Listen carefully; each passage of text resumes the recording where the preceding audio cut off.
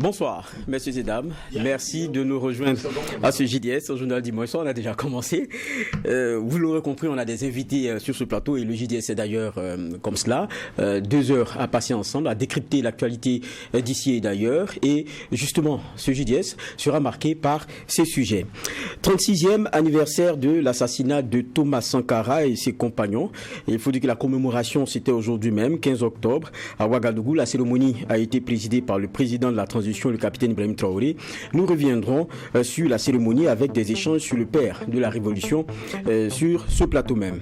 Et puis Burkina, Philep 2023, la Namibie est à l'honneur, une 60aine d'artistes nationaux et internationaux pour communier à ce festival. Les petits plats ont été mis dans les grands. On va revenir donc sur les préparatifs et rappeler que l'ouverture c'est le 18 octobre et cela a été précédé le 14 octobre sur le site du FESPACO par une foire du festival. Le détail avec un invité sur ce plateau. Et enfin, sport, 7e journée de Ligue 1, l'AS Douane sans défaite depuis le début du championnat croisait l'AS Sonabel. C'était hier vendredi, 2-1 score final pour l'AS Sonabel avec une fin de match houleuse.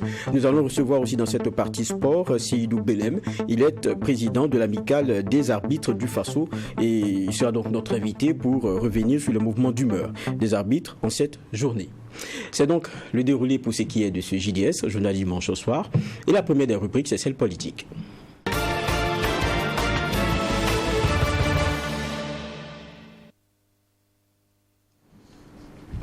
Actualité tantôt annoncée en titre, l'anniversaire de l'assassinat de l'ancien président Thomas Sankara a été commémoré aujourd'hui même. 36 ans après le drame, la cérémonie a mobilisé plusieurs personnalités, dont les membres du gouvernement, les présidents d'institutions. Elle a été aussi marquée, entre autres, par le dépôt de gerbes de fleurs par le chef de l'État au pied de la statue. Le 15 octobre a été retenu comme journée nationale d'hommage au père de la révolution burkinabé, le capitaine Thomas Sankara. Cette journée sera désormais célébrée à Ouagadougou, la capitale, et dans l'ensemble des 13 régions du pays. Le capitaine Thomas Sankara a été officiellement, il faut le rappeler, élevé au rang de héros de la nation par un décret du président Ibrahim Traoré qui a été lu par le ministre d'État, ministre de la fonction publique, Bassolman Bazié, au cours de la cérémonie d'hommage aujourd'hui même dimanche. Il faut préciser aussi qu'une nouvelle maquette du projet architectural global des infrastructures du mémorial a été dévoilée, vous l'avez. Donc en 2011, l'ex-président du Faso, Blaise Compaoré, il faut le rappeler, avait annoncé l'élévation de 4 personnes au titre de héros nationaux, dont Thomas Sankara. Il faut dire que la matérialisation juridique de ce qui n'était qu'un discours politique a été longtemps attendue. Et c'est le Conseil des ministres du 4 octobre qui avait adopté un projet de décret portant reconnaissance de la qualité de héros national au père, donc de héros de la nation au père de la révolution de 83, fait le capitaine Isidore Thomas Sankara. Et je le disais donc tantôt, c'est le ministre de la fonction publique, Bassolman Bazié, qui au cours de la cérémonie d'aujourd'hui même a lu donc ce décret qui élève au rang de héros de la nation le président Thomas Sankara, décret pris par le président Ibrahim Traoré. Bon, si on n'a pas l'annonce donc de Bassolman Bazié, on va nous passer à ce que nous avions prévu, un premier plateau ici et maintenant pour revenir sur cette date très importante pour le Burkina Faso. Et j'ai sur ce plateau avec moi Bassirou Sanogo, ancien ambassadeur du Burkina en Algérie sous la Révolution. Bonsoir. Bonsoir. C'est un véritable plaisir de vous avoir. Merci. Nous sommes aussi avec Lianwe Imutep Bayala. Merci d'être avec nous, auxiliaire de recherche à l'IFSRA, je ne sais pas si je prononce bien, c'est Institute for Social Research in Africa. In Africa, oui. Merci d'être avec nous. C'est un plaisir et salut à tous les téléspectateurs et les co-panélistes. Ok. Nous sommes aussi avec Alexandre Sankara, il est du PU, Progressiste Uni pour le Renouveau. Bonsoir. Bonsoir Geoffroy, bonsoir à tous nos téléspectateurs. Un gros plaisir de vous avoir ici. Merci. Le dernier visage que je m'en veux vous présenter, c'est Alouna Traoré, ancien collaborateur du capitaine Thomas Sankara, survivant de l'attaque du 15 octobre 1987. Bonsoir. Bonsoir. Un plaisir donc de vous avoir. J'imagine que la plupart viennent directement de la cérémonie dont on présentait les images tout à l'heure. Vous comprendrez donc pourquoi est-ce qu'on n'a pas pu monter un reportage fini, mais ce sont des images inédites qu'on avait voulu donc partager avec tous les officiels qui étaient là et les actes forts qui ont été pris. Premier tour de table, moi je vais déjà commencer par vous, Alouna Traoré. Ça c'est une date qui est forte de symbole. et puis à ce qu'on vient de vivre tout à l'heure, vous, ça vous fait quoi 36 ans après, quand on voit ce qui se passe aujourd'hui? 36 ans après, je suis simplement comblé et reconnaissant du témoignage que le peuple burkinabé rend au feu président Thomas Sankara. Pour nous qui avons eu le privilège d'être avec lui, les sacrifices consentis, l'ardeur au travail, l'audace, sa témérité, et tout ça aujourd'hui, 36 ans après, sous la houlette de gens qui ne l'ont pas connu, mais qui partagent ce qu'il a fait. Donc encore une fois, merci aux générations présentes d'y avoir pensé. Symbole fort pour les générations présentes et les générations futures. Un exemple à suivre. D'accord. Vraiment. On le comprend. Moi, je vais revenir vers vous, Sankara. Vous avez fait une déclaration, je parle du PUR, pour dire que c'est quand même une première de voir l'État qui chapeaute cette célébration. Habituellement, vous le dites encore dans votre communiqué, c'est plutôt les partis politiques et les autres associations qui se remémoraient, se commémoraient ensemble cette date-là. C'est fort de symbole? Oui, très très fort des symboles, comme tu le disais tantôt et comme on l'a dit dans notre communiqué. Ça fait 35 ans où c'est cas un cas, nous, les partis politiques, les associations, ses compagnons, etc., qui, chaque année, on commémorait l'assassinat du président Thomas Sankara. Et bim, cette année, c'est l'État, à travers le gouvernement, qui prend les leads et qui décide donc de commémorer. Et ce, maintenant, chaque année, le communiqué a été lu à la cérémonie. Chaque année, ça va être une célébration officielle. J'étais là avec un doyen ce soir qui me dit, bon, il pense qu'il peut mourir tranquillement après avoir vu tout ça. Parce qu'on ne le dit pas assez. On l'a dit, qui l'eût cru, qui l'eût su. Il y a quelques années de cela, c'était impensable. Vous voyez comment tous les sacrifices qu'on a fait, des fois toutes les misères qu'on nous faisait pour juste aller nous incliner à Darnoy, et que subitement, comme par un effet de magie, mais c'est pas un effet de magie parce que c'est des gens qui se sont battus, les doyens sont là, les Alouna sont là, nous la jeune génération nous les avons accompagnés tant bien que mal. Il faut penser à tous ces gens-là, et il y en a qui ne sont plus là malheureusement. Un autre aussi me disait qu'il pense un peu à tous ceux qui sont partis et qui aimeraient bien, qui auraient voulu bien voir ces jours-là où c'est un chef d'État du Burkina avec tous les gouvernements, avec tous les peuples derrière qui viennent pour commémorer l'assassinat du président Sankara. C'est inédit. On ne peut que dire merci aux autorités de la transition qui ont eu les leaderships, ça il faut les reconnaître, qui ont pris le leadership dans cette affaire de Thomas Sankara, sans oublier bien sûr les autres gouvernements qui chacun a fait à sa manière, depuis Michel Kafando jusqu'à Roch, et aujourd'hui c'est le couronnement. Je crois qu'il a dit, nous les sankaristes, on ne peut qu'être heureux. Et ce soir, véritablement, beaucoup de gens vont bien dormir. Vous aussi, sûrement, vous dormirez encore mieux. Bachir Sanogo, allez-y. Je me rappelle simplement ce que m'a dit un aîné en 88, après ma sortie de détention. Il a dit qu'il est sûr, nous étions en 88. Okay. Il a dit qu'il est convaincu qu'un jour, les restes de Sankara vont quitter Darnoy pour être enterrés à la place de la Révolution, en 1988. J'ai un aîné qui me l'a dit, qu'il en était sûr. Aujourd'hui, j'ai eu en pensée ces propos de Louis Aragon dans un de ses poèmes, « Il n'y a pas d'amour heureux ». Il dit quelque part, « Rien n'est jamais acquis à l'homme, ni sa force, ni sa faiblesse, ni son cœur. Et plus loin, le temps d'apprendre à vivre, il est déjà trop tard. » J'ai pensé à cette phrase de son poème. Et rien n'est jamais acquis. C'est-à-dire, il y a 36 ans, on ne pouvait pas s'imaginer qu'on allait trouver cette heureuse situation. Mais enfin, ça vient du fait que Thomas Sankara est un homme pour l'éternité.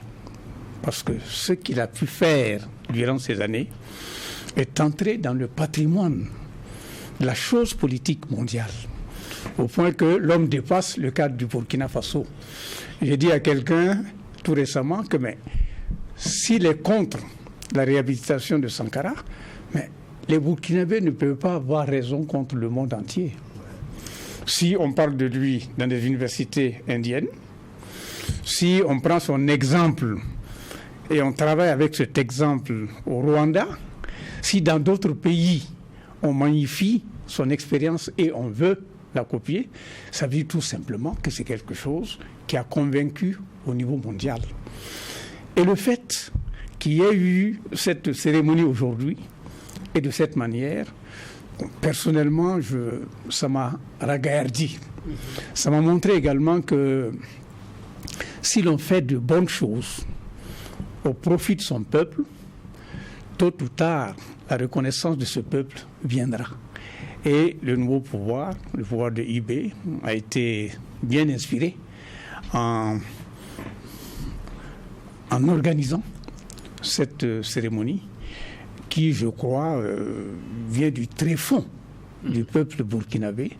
Et je ne crois pas qu'il y ait aujourd'hui au Burkina Faso un individu, un groupe qui dise nous sommes systématiquement contre ça. C'est assez difficile. Voilà ce que je voulais. Parlant justement d'actes posés, on va en revisiter certains points, mais ce sera dans le développement un peu de cette émission. Moi, je vais revenir à vous, Ibotep. Vous êtes le plus jeune ici, oui, mais ça ne fait pas de vous quelqu'un qui est encore plus loin de Sankara dans tous les cas. Vous avez vécu aussi des choses, et puis il y a le rebaptême de la voix.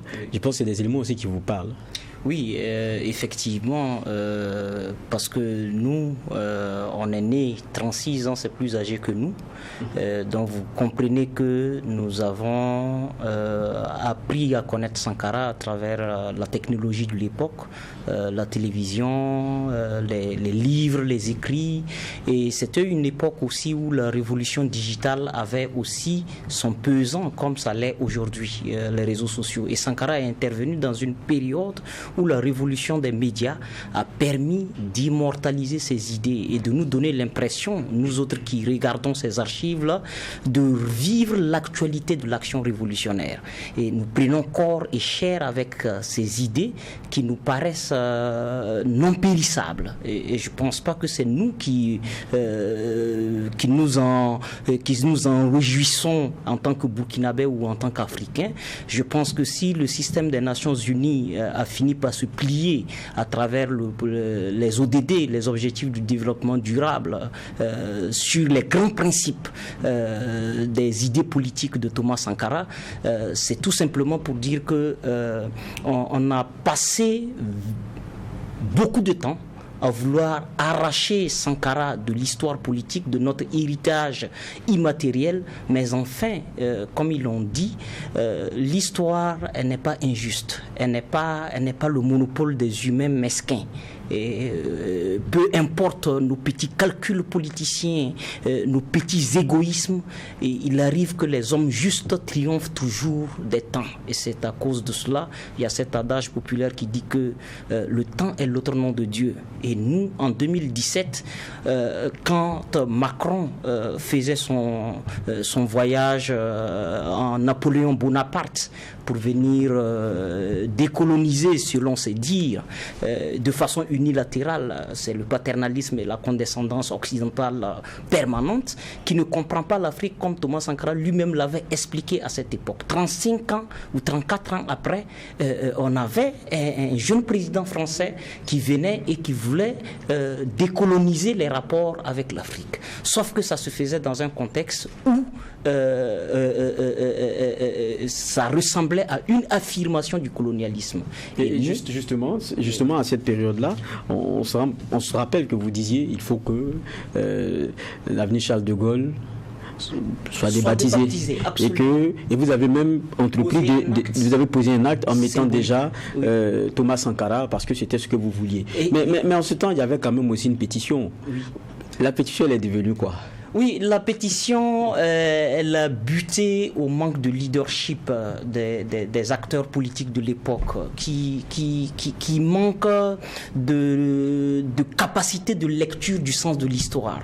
Il y a les dynamiques historiques, elles ne sont pas de la volonté, comme je le dis, des mesquineries. Il y a des choses qui nous enseignent que les peuples africains de 1960, 63 ans après, même s'ils ont grandi, il y a quelques millimètres d'intelligence, quelques millimètres de conscience politique qui s'est ajoutée. Et donc, cette pétition n'a pas rencontré l'assentiment des autorités administratives qui avaient plutôt même s'étaient inscrites dans une hostilité et qui percevaient notre acte comme un acte d'incivisme. Sauf qu'elles ne savent pas que les grands bouleversements de l'histoire viennent de folies comme celle que nous avons été capables en 2017. Et c'est une folie que nous assumons. On le comprend. Et nous allons permettre de voir l'extrait que nous annoncions tantôt parce que c'est très important. Le capitaine Thomas Sankara, officiellement élevé au rang de héros de la nation par un décret du président Ibrahim Traoré qui a été lu par le ministre d'État, le ministre de la fonction publique, Bassolement Bazié. C'était lors de la cérémonie d'hommage d'aujourd'hui, il y a même, on dira, quelques minutes ou quelques heures. Je propose d'écouter le ministre et après on revient sur le plateau. En jetant un coup d'œil dans le rétroviseur, le 15 octobre 1987, en ces lieux étaient des lieux de douleur, étaient des lieux de sang, étaient des lieux de sacrifice. Pendant 36 ans, ce peuple est resté debout, la jeunesse est restée debout. Et à leur tête dans cette période, tout le peuple conduit par le capitaine Ibrahim Traoré, avec toute la détermination et l'engagement, ce sont les mêmes termes qui ont été utilisés par la famille Sankara représentée ici, a eu le courage nécessaire, l'abnégation, la détermination et la vision de poser 4 grands actes aujourd'hui. Le premier acte, c'est l'officialisation de l'élévation du feu capitaine Thomas Sankara au rang de héros national. Le deuxième acte, c'est le fait que désormais, le 15 octobre est considéré comme une journée Thomas Sankara sur l'ensemble du territoire. Le troisième acte, vous voyez qu'il a posé la première pierre dans le cadre de la construction du mausolée en sa mémoire. Et le quatrième, vous venez de voir qu'il vient de nous faire découvrir le boulevard qui sera désormais appelé le boulevard du feu capitaine Thomas Sankara. À l'endroit de sa famille et à l'endroit de l'ensemble des familles de ses compatriotes qui sont tombés ce jour fatidique. Nous y revenons donc, le ministre Bassolement Bazié qu'on venait donc d'écouter tout à l'heure. Moi je vais revenir sur Alexandre Sankara avant de venir vers vous. Vous disiez tout à l'heure, chapeauté par l'État lui-même, c'est vraiment plein de symboles. Et tout à l'heure, Imhotep disait, on a comme l'impression qu'au gré des changements, il y a Sankara vers lequel on se rapproche ou Sankara vers lequel on se détache. C'est un peu ça aussi, vous qui étiez resté dans le coma pendant longtemps. Enfin, on n'était pas dans le coma. On faisait comme on pouvait. Vous savez, j'ai dit toujours que... Le combat. Voilà. On était dans le combat, oui, pendant longtemps. Mais vous savez, la force de Sankara, c'est ça. Il fait le pied de nez à tous ses adversaires. Regardez qui a lu le décret. C'est bien Bassolement Bazié. C'est fort. Qui lui cru, qui lui su qu'un jour, Bassolement Bazié, qu'on connaît, enfin, on ne va pas parler de ça sur votre antenne, lise un décret qui fait de Sankara un héros national. Donc j'ai dit, Sankara c'est un peu comme la chanson, tous ceux qui l'ont rejeté vont les rechercher, c'est ça. Et c'est ça qui fait la force de cet homme-là. Vous regardez aujourd'hui, tous ses compagnons, et on ne parle même plus d'eux, eux ils sont complètement en arrière, hein, mais c'est tous ceux qui l'ont combattu qui aujourd'hui sont en train de défendre son idéal. Ça c'est extraordinaire, c'est formidable. Et c'est ça qui nous réjouit. Je disais à un ami tout de suite, vous savez, aujourd'hui nous sommes des spectateurs. Hein. On a, pendant 35 ans, on était des organisateurs, mais aujourd'hui, on est venu avec des cartes d'invitation comme tout le monde. Voilà, avec mon badge, je me suis trouvé une place, je me suis assis tranquillement et j'ai regardé. J'ai dit, mais c'est inimaginable. Et au fond de moi, j'ai sourié. J'ai dit, mais là où il dort, là, cet homme-là doit être en train de rire. Il m'a dit, mais c'est ça, je vous avais dit, il ne faut pas faire. Parce que si vous faites, il ne faut pas me tuer. Si vous me tuez, des milliers de Sankara vont naître. Et ils sont nés, et ils sont partout. Partout, dans l'administration, dans le secteur informel, chez les paysans et aujourd'hui au sommet de l'État. Qu'est-ce qu'on peut dire encore si ce n'est que chapeau à cet homme-là? Imhotep, avant que vous ne partiez, sur la question du rebaptême ou la rebaptisation, il y a plusieurs thèmes qui sont employés. Vous avez fait ce combat-là. Maintenant, ça aboutit. Mais c'est qu'il y a des autorités qui ont aujourd'hui aussi une oreille quand même assez favorable. Ça, c'est quelque chose, c'est un élément qui a joué. Oui, c'est un élément qui a joué. Vous savez, les agitations d'acteurs de la société civile ne peuvent avoir de la reconnaissance que quand ça fait connexion avec l'État, quand ça fait connexion avec les décideurs publics. Quand les décideurs publics ne prennent pas des revendications citoyennes et militantes comme étant de l'opposition méchante et tout le reste. Tout ce que nous avons voulu revendiquer, c'est que nous ayons des infrastructures publiques qui ressemblent à nos désirs. Nous avons besoin d'un imaginaire qui est débarrassé des stigmates coloniales. Nous avons besoin de quitter les préjugés coloniaux qui ont amorti nos capacités réflexives, qui nous ont arraché notre dignité. Nous avons envie d'être respectés et d'être aimés comme les autres peuples du monde. Moi, j'ai envie que les Burkinabés ne soient pas complexés quand ils sont en présence d'Australiens, quand ils sont en présence de Français, et parce que les autres ont su nourrir l'imaginaire de leur peuple. Et pour nous, poser un acte comme celui-là, et 5 ans après, avoir une consécration étatique, cela vient simplement dire à nos modestes et frêles pas que nous avons construit sur l'héritage des combats des aînés, que finalement quand on lutte, on gagne. Et comme Sankara lui-même l'a dit, la lutte, elle est victoire. Et pour moi, c'est un acte de victoire que nous saluons à sa juste valeur et que nous disons toute notre reconnaissance au leadership du capitaine Ibrahim Traoré et à son gouvernement, mais c'est aussi une interpellation pour davantage creuser et être cette jeunesse qui éclaire les politiques publiques et qui éclaire les décisions, qui n'est pas cette jeunesse vide, bourrée de slogans révolutionnaires, mais sans conscience politique avérée.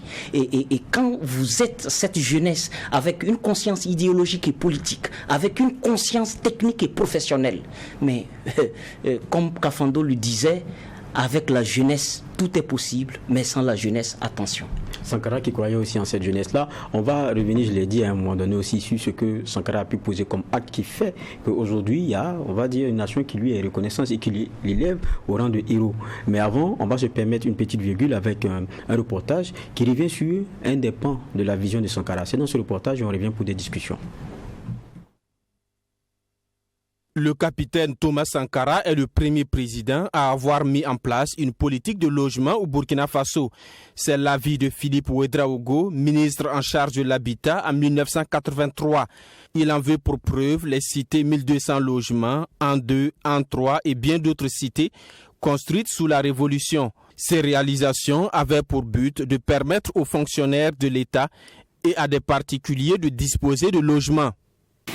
Et donc son objectif était de pouvoir obtenir des maisons dont le coût serait autour de 30 000 francs. Ce qui, pour un fonctionnaire qui touchait par exemple autour de 100 000 francs, était supportable. Ou bien vous preniez la maison en location-vente, ou bien vous la preniez finalement, donc vous la rachetiez. Quand vous la preniez en location-vente, ça veut dire finalement que vous payez les 30 000 francs et au bout d'un certain temps, vous aviez fini de payer la valeur de la maison, ou en tout cas la valeur qui était indiquée, et vous deveniez propriétaire de la maison. En plus de la construction de cités, le régime du CNR, Conseil national de la Révolution, a pu faire des lotissements dans des zones non loties et même sur des terrains litigieux. L'ancien ministre explique que ces réalisations n'ont pas été faites sans difficulté. Le pouvoir a dû recourir à la force pour parvenir aux résultats escomptés. Les gens qui étaient concernés par le déguerpissement qu'il fallait opérer de façon à pouvoir casser les maisons et tout ça, ont été informés quand même avec un délai, en leur donnant un délai relativement bref. Et en ce sens, on pouvait dire militairement, mais la réalité c'était que si on devait attendre de discuter comme on le faisait avant dans les régimes précédents avec les gens, etc., ça aurait pris finalement des mois et même peut-être des années. Les gens n'étaient pas très contents évidemment, et en tout cas, à la fin, quoi qu'on peut dire que les gens étaient contents parce qu'ils avaient une parcelle bien délimitée, ils avaient des routes par lesquelles ils pouvaient passer sans encombre, etc. Il y avait un aménagement quand même. Philippe Ouedraogo soutient que la politique de Thomas Sankara doit servir d'exemple à l'autorité en place pour répondre aux besoins de logement de la population burkinabé. Toutefois, les réalités n'étant pas les mêmes, il faut trouver les moyens pour s'adapter au contexte actuel. Il y aurait une plus grande résistance des gens. Les gens demanderaient, si on peut dire, à disposer des textes qui réglementent finalement ces déguerpissements et qui prévoiraient aussi leurs droits après ces déguerpissements. Je pense que la densité de population, souvent dans les zones non loties aujourd'hui, est telle que finalement il sera difficile de donner à tous ceux qui habitent dans ces zones non loties des parcelles. L'ancien ministre propose, au regard du nombre important de Burkinabés demandeurs de logement, que l'État prenne des mesures pour un accès équitable aux parcelles. C'est certainement de faire le point des parcelles existantes, par exemple dans une ville comme Ouagadougou.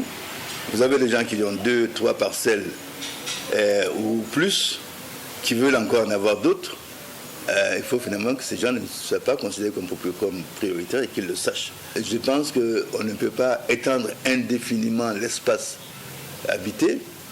Et cette extension d'ailleurs poserait beaucoup de problèmes. Et par conséquent, il faut peut-être changer le système de construction. Il faut que les gens acceptent de plus en plus d'habiter en appartement. Philippe Ouedraogo, ministre en charge de l'habitat sous la Révolution, estime que le régime de transition dirigé par le capitaine Ibrahim Traoré est en train de corriger les erreurs des régimes post-révolutionnaires. L'adoption de la nouvelle loi sur la promotion immobilière en 2023 est salutaire. Le prochain défi, c'est l'identification des parcelles, selon lui, afin d'éviter qu'une personne possède plusieurs parcelles dans la même ville. Retour sur ce plateau et nous sommes rejoints par Dr Lopé Payenne, sociopolitologue, chercheur au CNRST. Bonsoir. Bonsoir. Merci d'être avec nous. Merci. On est de plein pied dans cet échange-là sur Thomas Sankara, à qui honneur est fait aujourd'hui. Je pense que la question de la rebaptisation ou même l'élévation au rang de héros, ça a son poids sur le plan sociologique. Oui, mais cela s'explique aisément. Et je pense que c'est une marque de reconnaissance qui n'a pas commencé au Burkina. Donc pour tous ceux qui ont déjà pris l'avion et pour aller dans un pays quelconque, je pense qu'ils ont eu l'occasion à l'aéroport, en tout cas d'être fiers d'être burkinabé. Moi j'ai vécu beaucoup d'expérience sur cela. Et ce qui montre d'abord que au plan international, comme quelqu'un l'a dit ici, Thomas Sankara a été réhabilité et il a été élevé déjà au rang d'un héros mondial, je ne dirais même pas national, voilà, au rang d'un héros mondial. Et on a vu des grandes manifestations populaires dans certains pays où les manifestants étaient dans la rue avec l'effigie de Thomas Sankara. Il y a eu beaucoup d'édifices publics qui ont été baptisés sous le nom de Sankara et pas mal quand même d'actes qui ont été posés en termes de reconnaissance donc, du combat qu'il a mené pour la liberté, pour la justice. Et donc je trouve que c'est un hommage qui est mérité. Et il faut dire que c'est aussi l'aboutissement de la lutte du peuple burkinabé. Et je me rappelle bien que la première grande revendication ici sur la justice pour Thomas Sankara a été portée notamment par le collectif des organisations démocratiques, des masses de partis politiques, après l'assassinat de Norvège Zongo, qui pour la première fois a inscrit ça dans sa plateforme d'action. Et donc, je me dis, le collectif a pu amplifier la revendication sur la justice pour Thomas Sankara. Et les régimes qui se sont succédés sur le régime MPP, et avant le MPP, la transition de Michel Kafando, le régime MPP, tous ces régimes ont eu à poser des actes allant dans ce sens. Donc pour moi ici, quand même, c'est le couronnement de toutes ces luttes qui ont été portées par des organisations, pas des régimes, pas de mouvements, et surtout par la jeunesse populaire burkinabé et même africaine, et qui a débouché sur donc l'hommage que nous venons d'assister. Donc c'est une marque de reconnaissance pour le combat qu'il a mené pour tous. D'accord. Moi je vais revenir vers vous, Aluna. Au départ, quand je vous présentais, j'ai dit que vous êtes l'un de ses collaborateurs, de l'ancien président Thomas Sankara. Qu'est-ce qui fait de lui cet homme aussi spécial? Parce qu'aujourd'hui, on a eu Imhotep qui a quitté le plateau, les plus jeunes. Mais tout cela, peut-être qu'ils ont une approche livresque de ce qu'est Thomas Sankara, ou des témoignages de ceux qui ont pu le rencontrer eux-mêmes, ou bien des actes même qu'il a posés. Tout à l'heure, on parlait par exemple de sa vision sur la question du logement. Qu'est-ce qui faisait que ce monsieur-là, on avait comme l'impression qu'il n'avait pas peur, même quand ses convictions, on savait très clairement, avec la vision, devrait poser problème et risquer fort, même d'avoir le débat sur des engagements même qui pourraient aller jusqu'à sa vie. Qu'est-ce qui l'animait? Thomas Sankara avait ceci de l'aîné est là, il peut en juger. C'est quelqu'un qui vit ce qu'il dit. Rares sont les personnes que j'ai vues rentrer en audience chez le président s'en sortir avec les idées du président. Okay. Il est convaincant et il croit en ce qu'il dit. Et il a du courage. Tout révolutionnaire que nous étions, quand vous rentrez chez le président, vous savez que vous êtes en retard sur l'heure de la révolution. Et des actions osées. Sa famille biologique n'a pas profité de rente due à sa présidence. Ailleurs, quand vous voyagez, quand il allait en voyage, tous les dons qui étaient faits en personnel au président, c'était directement versé dans les caisses publiques de l'État. Quel sacrifice! Et puis, il mettait monsieur tout le monde à leur place. Thomas était donc l'incarnation des valeurs positives du peuple burkinabé. Tout ce qu'il disait, les gens se reconnaissaient, monsieur peuple. Il parle d'eux dans tout ce qu'il fait. Tous ceux qu'il a encadrés d'un point de vue militaire étaient contents de travailler avec lui parce que lui, c'est le chef. Il est devant et les autres sont derrière. Il donne valeur d'exemple. À la présidence, tout le monde, il vient avant tout le monde, il part après tout le monde. Et quand vous lui confiez, quand il te confie un dossier, il confie le même dossier à d'autres personnes. Il est très méticuleux. Il vérifie tout. Souvent, vous vous demandez, mais lui là, c'est un ordinateur en marche avec nous ou quoi? Enfin, tous ces petits trucs-là, faits réunis, simplement, on peut dire que le camarade président était un humain, proche des gens. Malgré toute sa carrure, tout ce qu'on pouvait penser, subitement, il échappe à sa garde et il va voir la vendeuse de beignets, échanger. Bon, vraiment, il vous surprend sur tous les chantiers. Et la construction de Rodoko, il visite le chantier à 2 heures indues. Et souvent, certains travailleurs sont surpris. Ah, président, vous venez quand même. Il dit non, je suis venu juste vous encourager. Et quand vous recevez ce genre de visites-là, vous allez vous tuer à la tâche. Bon, donc les gens, il y a ce côté-là. À des moments, on dit qu'il était populiste. Mais ça rendait bien. Et c'est tout ça qui fait l'attachement à Thomas Sankara. Et ça va être simple. Il vous parle. Nous qui avons eu souvent l'occasion de voyager avec lui. Au Shengo, nous sommes allés au Shengo. La garde rapprochée, le protocole de Mengistu a tout fait pour que le président, pour ne pas pouvoir rencontrer le président. Mais finalement, quand on a donné la permission au président, c'est comme si nous étions à Ouagadougou dans un quartier CDR. Il a emballé toute l'assistance, tous les militants du Shengo était pour Thomas. On se croyait dans un pays, tellement il s'est mis très rapidement. Tout le discours que nous avions préparé pour le camarade président, il a mis ça de côté et il leur a parlé comme il voulait entendre. Donc avec le camarade président Thomas Sankara, il vous parle de vous-même et vous êtes content de repartir. Chaque fois, c'est un motivateur né. Voilà. Donc c'est tout ça qui fait Sankara. Je vais vers vous, Alexandre Sankara. C'est vrai qu'on a regardé l'élément tout à l'heure, hein, c'est sûr seulement le pan logement, mais il y avait beaucoup d'autres chantiers sur lesquels il était, qui étaient quand même assez ambitieux, mais qui n'avaient pas la facilité de mettre tout le monde autour. Quand vous venez, vous voulez faire passer par exemple les impositions de 5 à 12%, vous dites à ceux qui sont là, écoutez, vous Renault, c'était quoi à l'époque là? C'était des Renault quoi? On dit que ça c'est luxueux, vous ne pouvez plus rouler dedans. Bon, en fait c'est un peu restrictif pour certains. Mais malgré cela, oui, mais la gratuité de logement aussi, ça c'était une mesure, même la question de l'importation aussi de certains fruits et légumes, il dit non, on ne va plus le faire, on va encourager la production. À un moment donné, même au niveau onusien, on reconnaît que le monsieur, sur la question de la faim, il a fait un véritable travail, mais ça ne se fait pas facilement. Bien sûr, il y a eu des réticences, mais tout ça, ça se faisait sur la base d'une vision politique, celle de compter d'abord sur ses propres forces. En fait, quand les gens ne font pas attention. Quand vous lisez les discours d'orientation politique et vous lisez les discours qu'il a fait à l'ONU, où c'était véritablement une déclinaison de sa vision du monde, il y a tout dedans. Il dit il faut compter sur ses propres forces. Vous savez, on peut faire une thèse sur cette simple phrase-là. Le chercheur est là, il peut me le dire.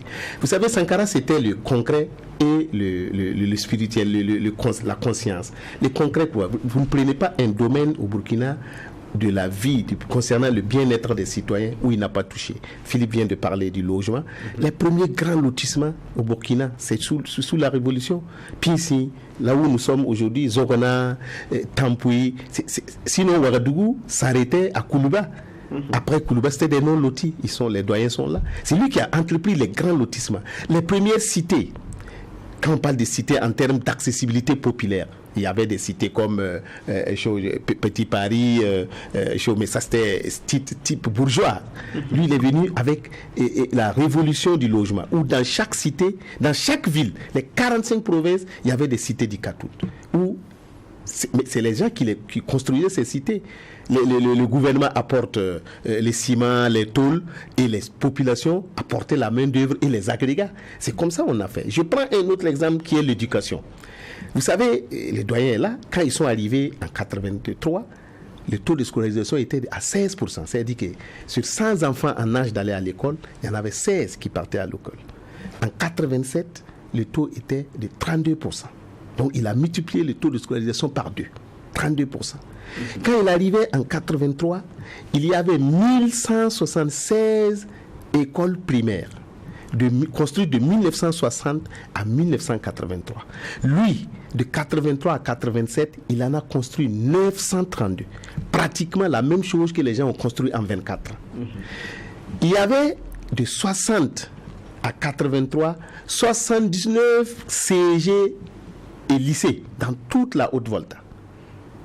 En 1987, il a construit 179 CG. Donc ça, c'est des choses concrètes. Il en a fait dans d'autres domaines, le logement, la santé. Vous savez, la santé, avec la vaccination commando, où tous les experts de l'OMS avaient prédit un échec. Ils ont dit que ce n'est pas possible qu'on puisse vacciner plus de 2 millions d'enfants avec des méthodes aussi rudimentaires. Il a dit nous allons les faire. Et il l'a fait. Les enfants maliens, nigériens en ont profité. Et jusqu'à l'OMS était obligé de lui féliciter, de féliciter le Burkina. Et c'est ça après qui a servi de base pour les PEV, le programme élargi de vaccination que l'UNICEF et l'OMS adoptent aujourd'hui. C'est la même chose avec les programmes d'ajustement structurel. Il a dit alors, nous allons faire notre propre auto-ajustement. C'est vrai, ça a été très difficile. Mais les gens ont dit non, ce n'est pas possible, on ne peut pas le faire. Il a porté les indicateurs macroéconomiques du Burkina pratiquement au double.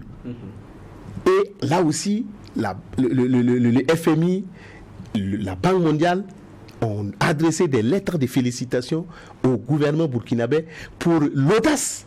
Parce que personne ne savait que ça allait être possible de pouvoir faire l'auto-ajustement. Il a dit, nous ne voulons pas de votre argent. Nous allons, ce que vous nous demandez de faire là, nous allons le faire nous-mêmes, avec nos propres contraintes. Et il a serré les gens. C'est vrai que c'était difficile, mais il fallait passer par là. Donc, ça c'est l'aspect, quand les gens disent, mais ça c'est l'aspect concret. Maintenant, l'aspect conscience là, ce qui a marqué plus les gens, ce n'est même pas ces réalisations physiques là.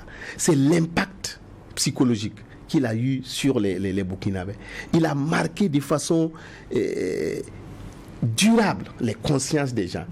À travers, d'abord, lui-même son propre comportement. Il le disait, il est rare de voir un chef d'État en Afrique qui meurt et qui ne laisse rien, aucun bien matériel, aucun franc dans son compte bancaire. C'est dit jamais vu. C'est la même chose avec sa famille. Allez-y à Paspanga voir jusqu'à aujourd'hui dans quelles conditions ses frères et ses petits frères et ses grands frères vivent. Même de son vivant, son papa n'a eu aucun avantage. Sa femme n'a eu aucun avantage. Ses enfants n'ont eu aucun. Ses enfants fréquentaient l'école du camp militaire. C'est là-bas qu'ils étaient comme tous les autres enfants des militaires. Sa femme qui travaille au CBC a eu une promotion. Elle devrait passer, en tout cas, avoir un grade de plus. Je crois qu'elle devrait être directrice adjointe ou quoi. Mais Sankara a dit non. Si on le fait, les gens vont dire que c'est parce que tu es la femme du président que tu as eu ça. Or, elle méritait. Donc, vous voyez jusqu'à quel point il a même privé sa famille.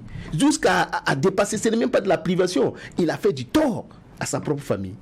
Parce qu'il voulait qu'on garde de lui l'image d'un homme juste, d'un homme équitable. Et c'est tout ça, comme le disait le chercheur, qui vaut aujourd'hui la reconnaissance mondiale. Sinon, certainement, des gens ont construit leur pays plus que lui, avec des gratte-ciel, des quoi. Mais ces gens ne sont pas reconnus. Mais lui, en plus de ce qu'il a fait de façon physique, il a marqué les consciences des peuples. D'accord. Moi, je vais revenir vers vous, Sanogo. Vous étiez ambassadeur en son temps en Algérie. Mais quand on regarde, il y avait ses choix aussi dans ses relations avec les autres. Et la France était dans la cible de la rhétorique révolutionnaire. Ça, c'est quelque chose qu'on ne peut pas oublier. Tant et si bien que je pense que la France avait diminué son aide là de 80% entre 83 et 85. C'était un choix aussi, peut-être des ambassadeurs que vous étiez. C'était pas simple. Écoutez, les ambassadeurs que nous étions... c'est avec la révolution que les chancelleries d'Alger, de Cuba et de Tripoli ont été ouvertes. Dès le départ, l'Albanie, il est au courant parce qu'il venait même à nos cercles à Cap-Sanguin, l'ambassadeur d'Albanie, ici, participait à nos veillées. Il peut témoigner. Donc, ces ambassades ont été ouvertes. Donc, dès le départ, il y a eu une ouverture plus prononcée vers les pays progressistes. La Libye, on la connaissait déjà, elle nous a aidés d'un point de vue armement et tout le reste. Mais enfin, l'Algérie, c'est quand même la lutte de libération, c'est la Mecque des mouvements de libération, c'est quand même le nouvel ordre international Alger y a beaucoup participé. Disons, avait une diplomatie assez consistante, sérieuse. Qu'on se rappelle par exemple en 1971, quand il y avait ces négociations sur le pétrole entre Français et Algériens. Bouteflika était ministre des Affaires étrangères, nous étions étudiants. Les Français ont dit, d'ailleurs, le pétrole algérien, il est noir. Bouteflika dit, il est noir du sang de nos martyrs. Évidemment, pour nous, de la FEAM, de l'AIBF, c'était héros.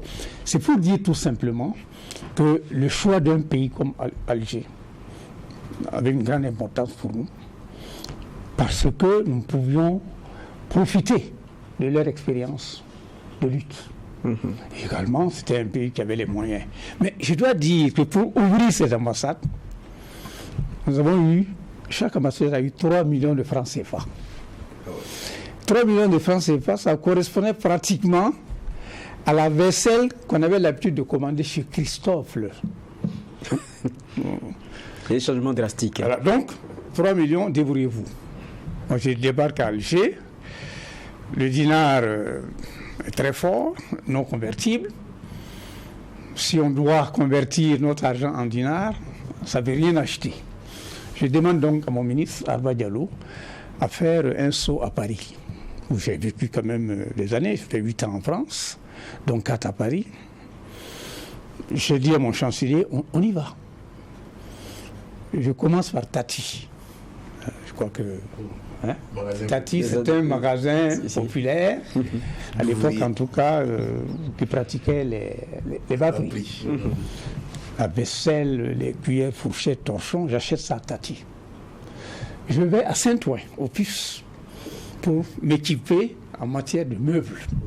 Parce qu'il y a des soldes là-bas à 75% parfois. Et enfin, pour ce qui est du matériel bureautique, je vais à Carrefour ou à Carrefour, dans un grand magasin. Donc, je me suis débrouillé pour avoir tout mon matériel avec ces 3 millions. Alors qu'à la centrale, on disait, mais c'est pas possible, une ambassade, ça s'ouvre avec 10, 15 millions. Il nous a obligés à le faire. Mais je dois dire une chose, c'est qu'il avait cette particularité de mettre au défi ses collaborateurs. Je vais vous donner un exemple. Okay. Un beau jour, je suis assis à mon ambassade. Mon collègue de Paris, qui était M. Barry, me téléphone. Il dit, écoute, le président me charge de dire de le rencontrer après-demain à Koweït. Le Koweït, c'est un pays arabe. Mais Koweït, Alger, je crois qu'il y a 10 000 à 15 000 kilomètres. Peut-être nous ne le savons pas, nous pensons qu'un pays arabe, c'est un pays arabe. J'ai dit à Paris, mais le Koweït, c'est pas à côté. Après demain à Koweït, comment je fais? Ah, lui a dit que c'est pas la force à côté, qu'il a dit, lis-le lui simplement, on se retrouve après demain à Koweït. Donc, il fallait maintenant contacter toutes les compagnies. Je pouvais passer par Zurich, par Francfort, par Heathrow, Londres. Mais je partais de Paris. Je réserve sur la British. J'arrive à avoir une place, parce que c'est serré, hein. C'était tellement, je vais dire, ça me mettait tellement sous tension que je me dis, mais forcément quelque chose va arriver. Effectivement, ce qui est arrivé, c'est que je débarque à Koweït et j'ai voulu mon manteau dans l'avion. Le lendemain matin, il me rencontre dans l'ascenseur. Gros sourire, il me dit, ah oui, mais je savais que tu allais venir. Donc une volonté de mettre les gens au défi. À tout moment ses collaborateurs dans une situation de défi. C'est le défi permanent. Et ça marchait à Koweït. Il fonctionnait de cette manière. Lui peut mieux le témoigner. Sa phrase, l'abondance des moyens traduit l'incapacité des chefs. Ah ouais. Donc ça doit être mis à tous les niveaux. Le chef. Ouais. Ok, ça on comprend alors. Et bon, parce qu'on est en train d'évoluer dans le débat, je vais aller à un autre pan. Il y a, docteur Lopépin, il y a maintenant un an, je me rappelle que si on est au 15 octobre, le 15 octobre passé, il y avait un flambeau qui était remis au capitaine Ibrahim Traoré, 34 ans en son temps, comme le président Edouard Sankara lorsque lui aussi il arrivait. Lui aussi c'était, on va dire, coup d'État. Et puis c'est le flambeau un peu de la révolution, donc il faut s'inspirer de tout cela. Aujourd'hui, on est un an après. Il y a la question du boulevard qui porte maintenant le nom. Depuis Blaise Compaoré, il y avait le discours d'élever au rang des héros nationaux. Maintenant, il y a un décret de façon claire. On sent dans sa façon de gérer les choses que on s'inspire grandement, en tout cas, de certains éléments de Thomas Sankara. Un an après ce flambeau, est-ce que vous sentez Sankara dans l'exercice du pouvoir que nous avons aujourd'hui? Bon, ce que je dois dire, sentir du Sankara, je ne pense pas si on peut ressembler à Sankara ou on peut imiter Sankara. Mais ce que je sais, c'est qu'on peut continuer ce que Sankara a commencé. Voilà. Et aujourd'hui, au-delà même du président, quand je vois un peu l'action gouvernementale, l'orientation prise donc par la transition des autorités, un certain nombre d'actes posés, je peux dire qu'aujourd'hui ce sont des continuateurs de l'œuvre de Sankara. Voilà. Et comme le Premier ministre lui-même l'a dit au début, quand il arrivait, il disait qu'il n'y a pas d'autre voie de développement que celle tracée par Thomas Sankara. Et le président, dans sa dernière interview, et lorsque les journalistes lui ont posé la question, et je pense qu'il a reconnu effectivement que Sankara, quand même, était un président qui a beaucoup œuvré pour le bien-être des Burkinabés. Donc, à cela, c'est vrai qu'il n'y a pas un discours qui a été clairement prononcé, décliné, pour dire que c'est la voie sankariste du développement, mais à travers les axes qui sont posés, tout observateur averti de la scène aujourd'hui se rend compte que nous sommes dans une continuité historique. Voilà, donc c'est ce qu'on peut dire. Et effectivement, moi-même j'étais ce jour-là devant le, comment on appelle ça, le mémorial où il a pris le flambeau. Et ça, c'était un acte symbolique, c'était un passage des témoins d'une génération à une autre génération. Et je pense qu'aujourd'hui, je peux dire que la transition a assumé cet héritage-là, voilà, à travers donc les actes qui sont posés, même dans la rhétorique.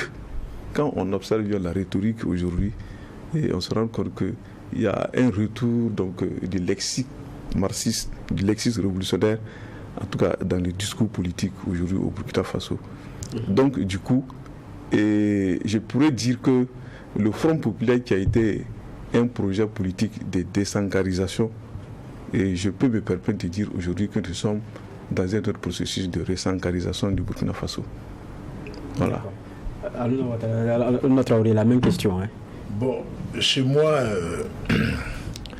je vais abonder dans le même sens pour dire,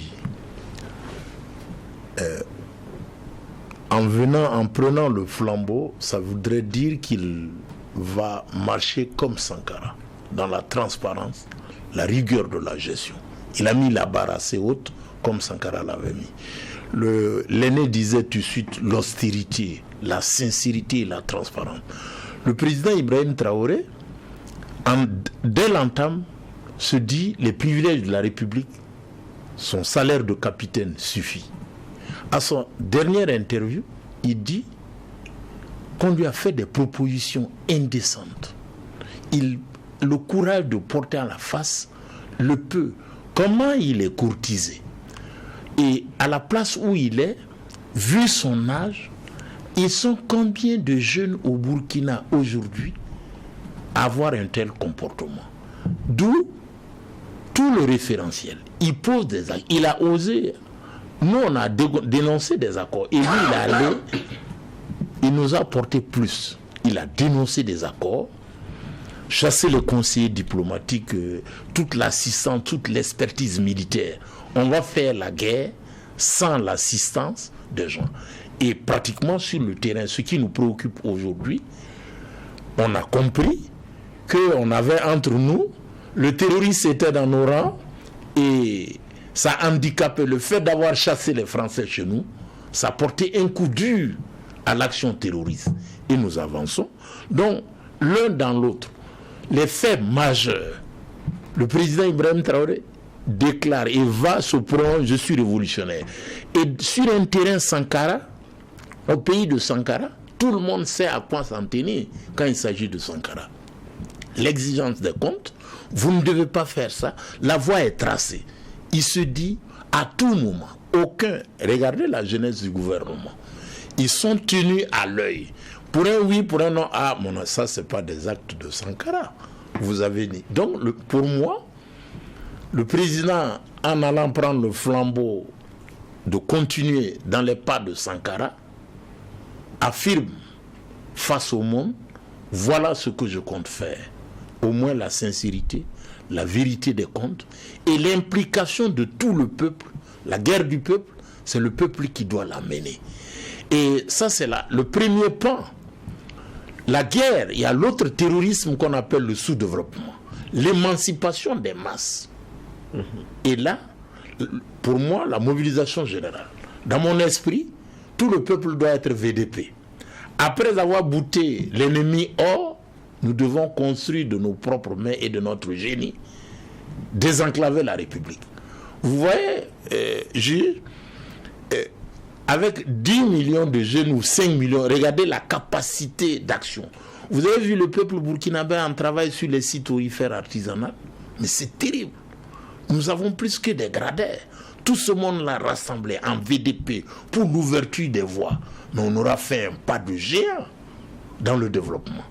Et instruire tout ce peuple-là au métier de l'agriculture et de l'élevage. Suivez mon regard, ça se fait avec de la discipline. De la discipline pour goûter l'étranger, de la discipline pour produire et consommer burkinabé. Donc pour moi, vraiment, le président marche juste. D'accord, je viens vers vous aussi, Sanogo, parce que j'ai dit encore, vous êtes un ancien ambassadeur sous la période de la Révolution, ambassadeur en Algérie. Quand vous regardez, il y a beaucoup de similitudes. Même dans les choix tout à l'heure, Alouna Traoré rappelait le rapport avec la France.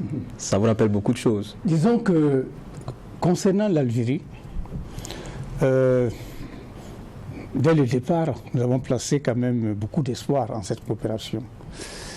La Libye, c'était autre chose. Mais Alger, ça nous paraissait quelque chose de sérieux. Également un pays qui arrivait quand même à dire ses 4 vérités à la France. Et qui était dans ses services de renseignement assez consistants, qui pouvait nous aider dans beaucoup de choses. Ceci étant, le président Chadli a eu à dire parfois à des délégations que je suivais, au cours d'entretien. Il trouvait par exemple qu'on allait un peu trop loin. Le logement gratuit, il nous a dit attention, parce que nous on a eu beaucoup de pétrole, on a tout donné gratuitement à notre peuple. Ça a créé une situation d'un peuple assisté qui ne fait pas grand-chose. Ces critiques nous ont été faites. Lui, le président de Guinée-Bissau, a demandé à son ambassadeur, qui était un ami, il est venu taper à ma porte à 2h du matin. Il dit, Sanogo, je veux savoir ce que veut dire le salaire vital. Moi-même, je n'avais pas suffisamment d'informations là-dessus. Et ensuite, ce n'était pas évident. Le salaire vital, une partie de son salaire et tout ça, on n'en a pas discuté. C'est tombé. C'est pour dire tout simplement que nous avons eu à prendre des initiatives qui étonnaient ceux qui nous ont précédés dans la Révolution. Mais justement. Et au point que le président Sankara a été à un moment donné la mauvaise conscience des pays qui se sont engagés dans la voie révolutionnaire, peut-être réformiste. Mais justement, pour revenir à la période d'aujourd'hui, où je dis on est encore dans les mêmes antagonismes, par exemple avec la France, et dans les mêmes rapprochements. On voit le Premier ministre aller au Venezuela, en son temps, on a vu Sankara avec Cuba, et même ces mêmes pays. Est-ce qu'aujourd'hui, le contexte est très différent? Est-ce que ça peut être une vraie solution alternative dans nos postures nouvelles? Je pense quand même que le cas algérien doit être révisité parce qu'ils ont une expérience d'un point de vue des rapports avec la France, ils les connaissent mieux que nous, n'est-ce pas? Et ensuite, c'est un pays qui a quand même quelques moyens et qui a aussi une expérience dans la lutte contre les terroristes. Si. À partir de ce moment, je crois que c'est peut-être le moment de relancer, de donner davantage de consistance à nos rapports avec un pays comme l'Algérie. Surtout que ce pays est impliqué dans la question de sécurité au niveau du Sahel. À partir de ce moment, je pense quand même que notre diplomatie devrait pousser de ce côté. Justement avec l'actualité nigérienne d'ailleurs. Je finis avec vous, Sankara, sur le passage des flambeaux un an après, la lecture que vous faites des choix d'aujourd'hui, notamment du capitaine Traoré. Oui, c'est vrai que pour être sincère, lorsqu'il y a eu le flambeau, j'étais un peu sceptique au départ, parce qu'on ne connaissait pas les capitaines. Il venait d'arriver à peine 1 mois, et bon, on a pris les risques de lui transmettre le flambeau de la révolution. Mais j'avoue qu'aujourd'hui, et le professeur et le chercheur l'a dit, tous les actes posés et tous les discours, la rhétorique, en tout cas, me confortent que le mémorial n'a pas eu tort de transmettre les flambeaux. Il a dit, nous sommes en train de résancariser quelque chose qu'on avait voulu tuer depuis 1987. Et les choix de partenariat aujourd'hui, quand on regarde, ça rejoint un peu le choix qui avait été fait à l'époque sous Sankara, avec des pays comme le Venezuela, le Nicaragua. Aujourd'hui, on met à mal notre coopération avec la France. Ça a été aussi comme ça, avec sous la Révolution, même si ça a été peut-être mieux géré, parce que bon, on n'est pas allé jusqu'à la rupture, parce que bon, mais quand même on se respectait. Hein, c'était voilà. Donc, mais aujourd'hui, en tout cas, on est en train de revivre à peu près la même démarche. C'est vrai, les contextes ont véritablement changé, mais bon, les relations inter-États n'ont pas véritablement changé. Hein. Il faut s'imposer, il faut se faire respecter, et c'est ce que Sankara a fait en 84, c'est ce que Ibrahim Traoré fait aujourd'hui, 34 ans après, et véritablement, on ne peut que s'en réjouir.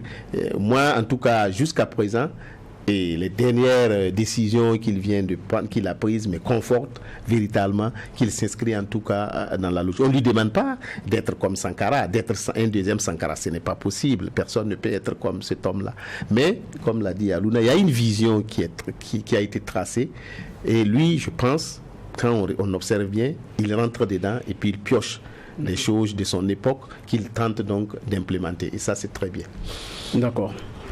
On l'aura compris. Merci en tout cas à vous d'avoir été avec nous pour décrypter cette date qui est vraiment importante dans la vie du Burkina Faso, parce que ça concerne un monsieur aussi qui a apporté beaucoup de choses bien, et pour cela il a été élevé au rang de héros de la nation, et ça c'est très important. En tout cas, merci à vous Alexandre Sankara d'être passé. Vous êtes le vice-président du PU. Merci à Imhotep qui était là au début et qui est parti. Merci à vous Bachirou Sanogo d'être passé, ambassadeur du Burkina Faso en Algérie sous la Révolution. Merci aussi à vous, Aluna Traoré, d'être passé, ancien collaborateur de Thomas Sankara. Merci aussi à vous, Dr Lopé Payen, sociopolitologue et chercheur au CNRST. On va passer à une autre rubrique dans ce JDS, Journal Dimanche au soir, et c'est celle Société.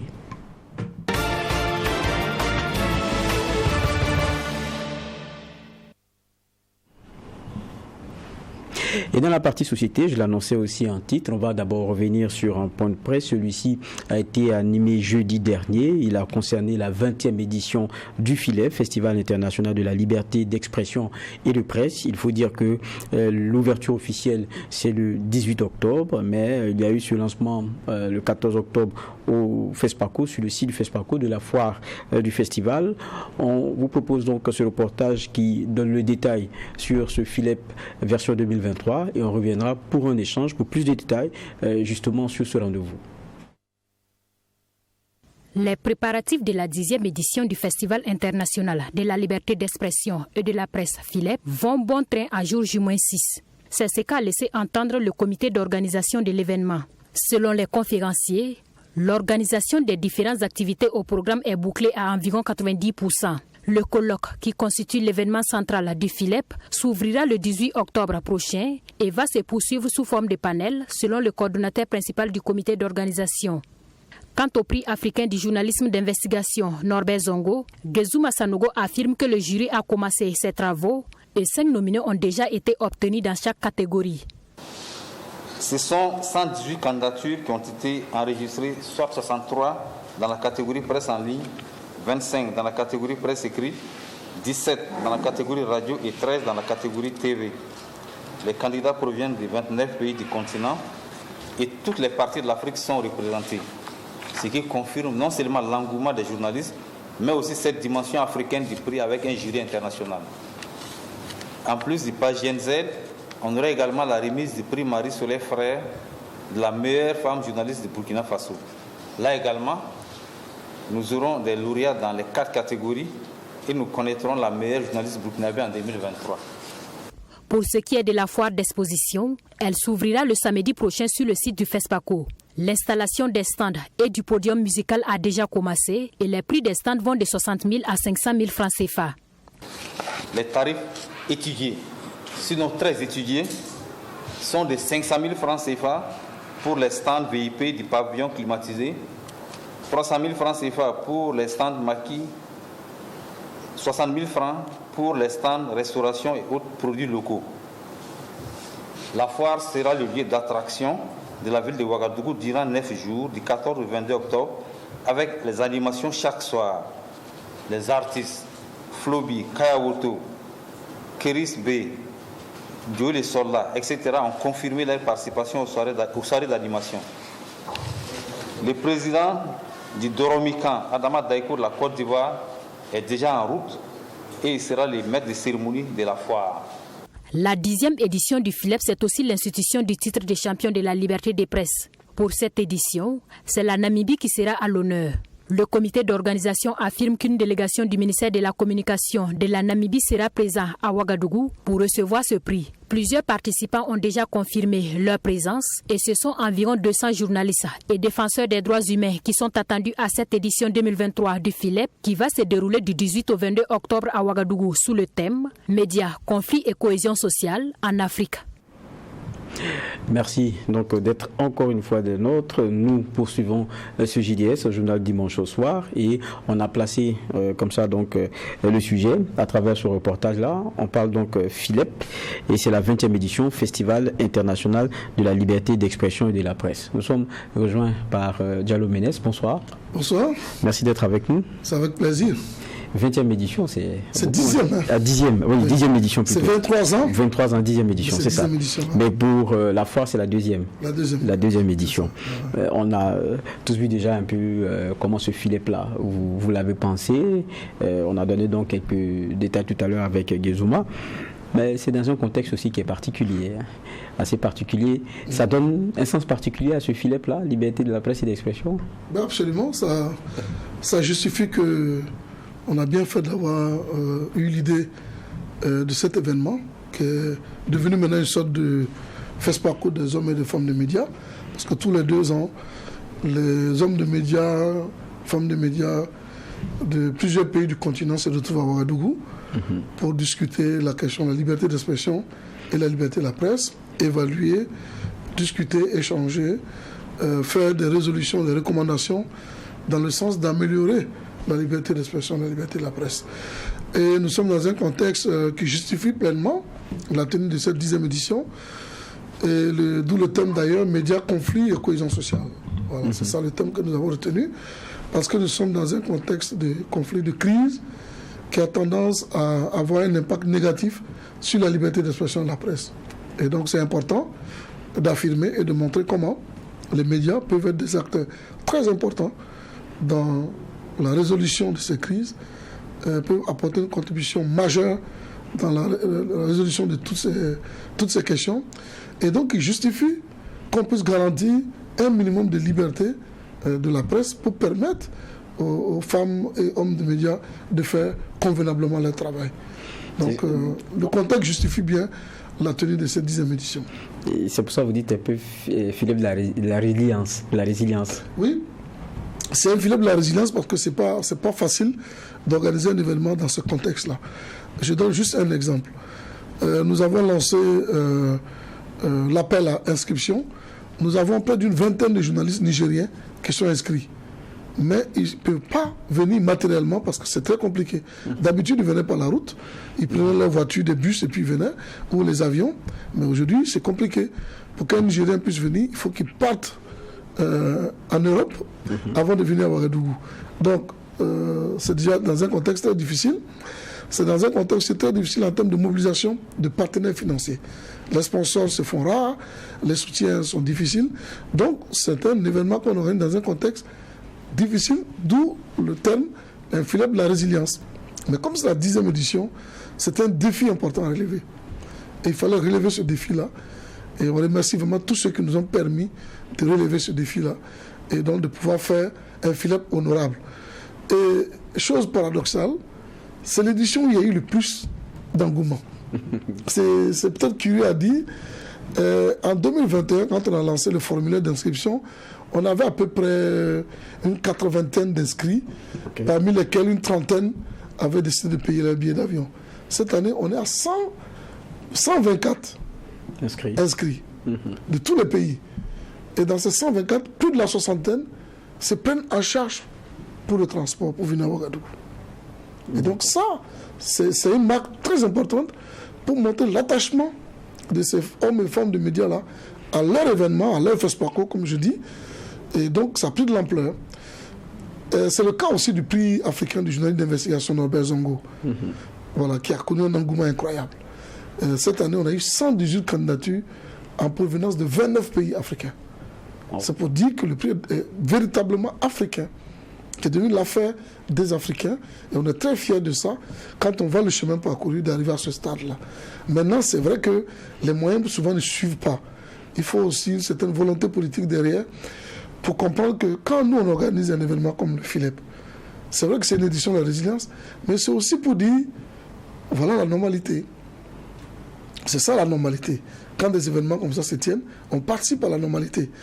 Ah bon, ok, donc on peut organiser un tel événement comme ça au Burkina. Des gens peuvent venir de partout. On a 3 pays européens qui seront là aussi pour cet événement. On a un gouvernement qui sera représenté, le gouvernement namibien. Donc c'est la preuve que, voilà, c'est pas tout le monde qui a peur de venir à Ouagadougou.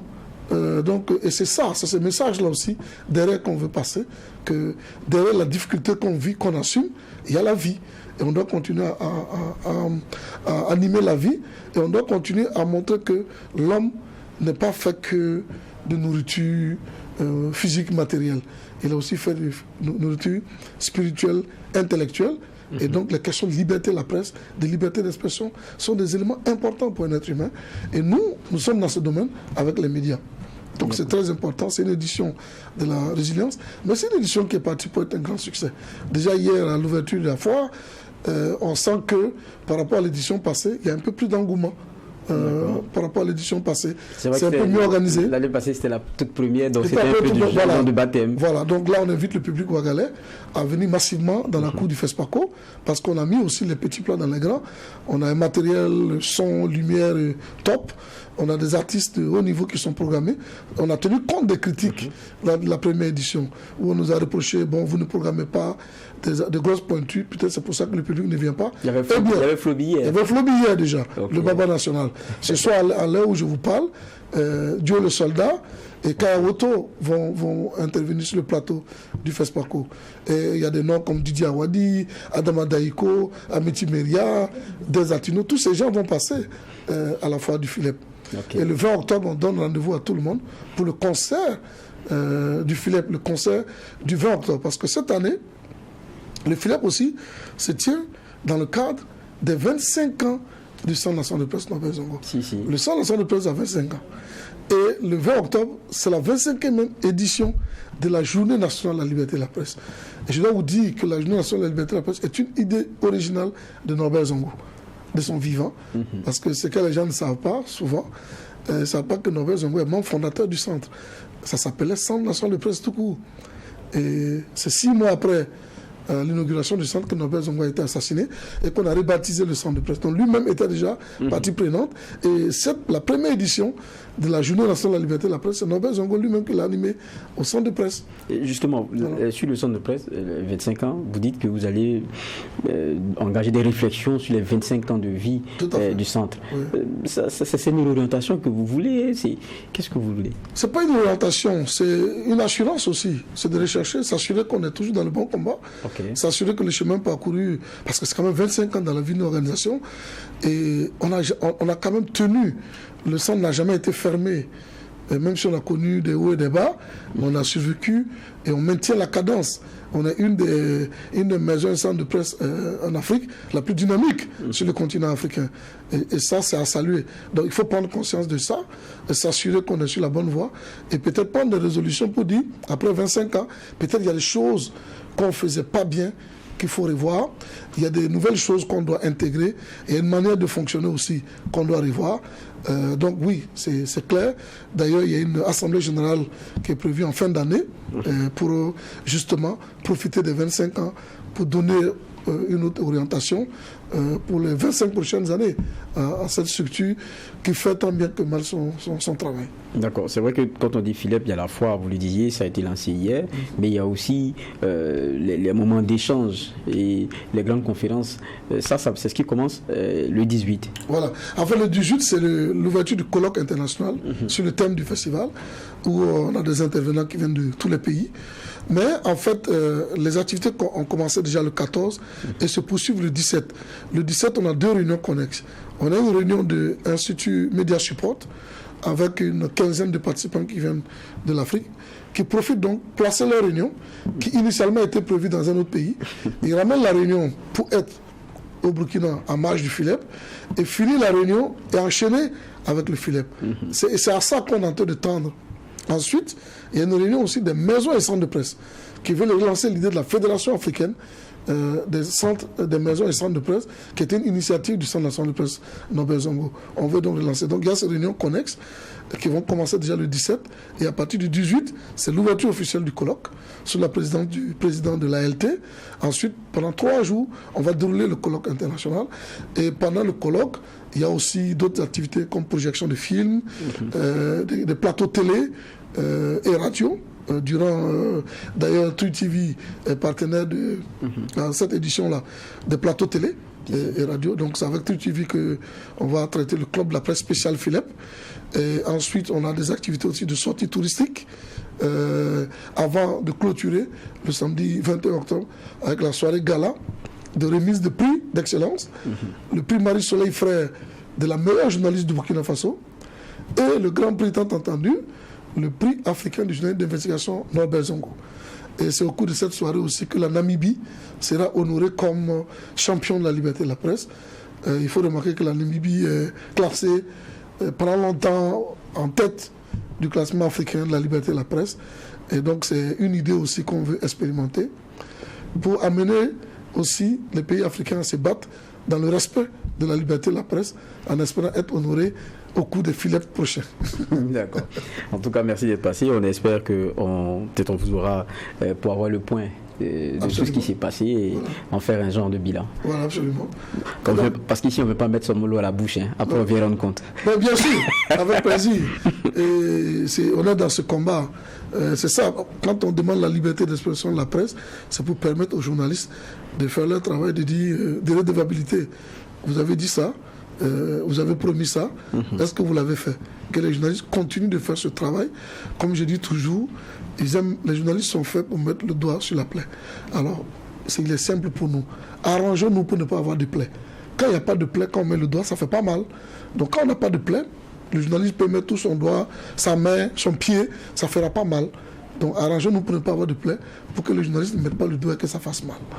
Tout simplement. Voilà. En tout cas, merci Diallo Ménez d'être passé sur ce plateau. Donc Philippe, 10e édition. L'ouverture, 18 octobre. Il faut dire qu'on peut encore faire le déplacement du côté du site du FESPACO. Où se tient donc la foire, 2e édition. En tout cas, merci d'être passé. On va nous, à présent, emboîter la dernière ligne droite pour ce qui est de ce JDS. Et pour ceux qui sont habitués, ils savent, c'est sport.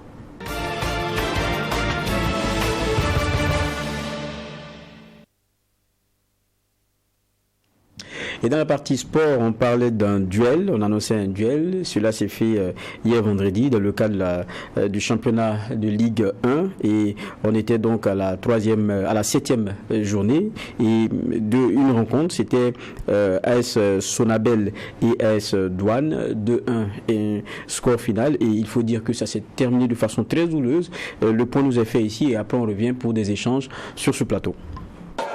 C'est un ring qui s'est invité à la fin du match qui a mis aux prises l'AS Douane à l'AS Sonabel ce vendredi.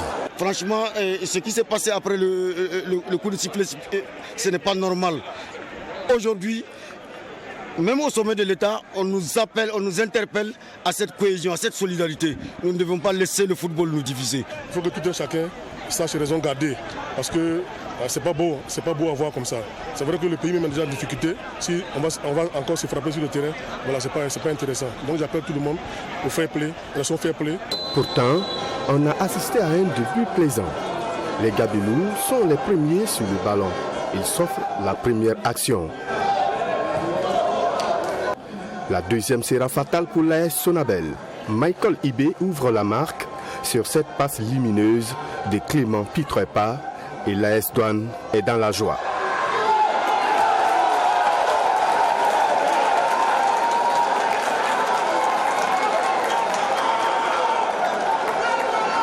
Un but à 0.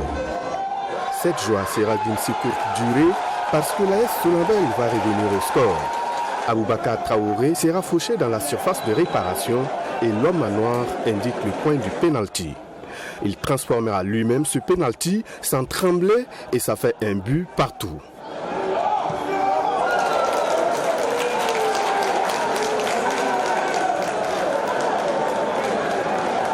les jaunes et bleus vont revenir et seront tout proches du deuxième. La mi-temps intervient sur le score de parité. En seconde partie, on assiste encore à une maîtrise des balles des Gabelous. Ici, il a manqué encore de peu pour le deuxième but des douaniers. Les choses vont mal tourner. Sur ce coup de pied arrêté, c'est encore Aboubakar Traoré qui fait trembler le filet de Mohamed Zégué Traoré.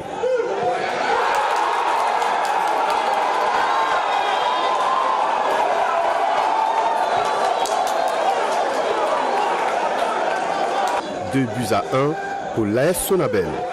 Les Gabelous vont tenter de remettre les pendules à l'heure, mais ils n'y arriveront pas jusqu'au coup du sifflet final pour le bonheur des électriciens. La semaine dernière, on a perdu lamentablement. Donc on avait le devoir de réagir ce soir-là. Et c'est ce que nous avons fait. On a travaillé un peu mentalement et ça donnait un peu ce soir. Et on a la victoire 3 points, ça fait plaisir. Face aux champions, je pense que c'est bon à prendre, c'est bon pour le moral, c'est bon pour la suite du championnat. L'AS Douane venait de tomber devant l'AS Sonabel. Kamoumalou reconnaît le grand travail abattu par les électriciens, d'où leur victoire. Au-delà de la chance, je veux dire simplement que l'AS Sonabel a cru en ses chances. Elle a voulu plus la victoire que nous. C'est ce qui nous vaut cette défaite. Alors, il faut prendre tout avec philosophie. C'est le football. Nous sommes dans un championnat où tous les points vont coûter cher. Alors donc on va aller petit à petit. Et dans tous les cas, on ne marque aucun retard parce que dans tous les cas, je pense que nous pouvons encore rattraper cette situation. L'AS Sonabel dompte donc l'AS Douane qui a enregistré en même temps sa première défaite depuis le début du championnat.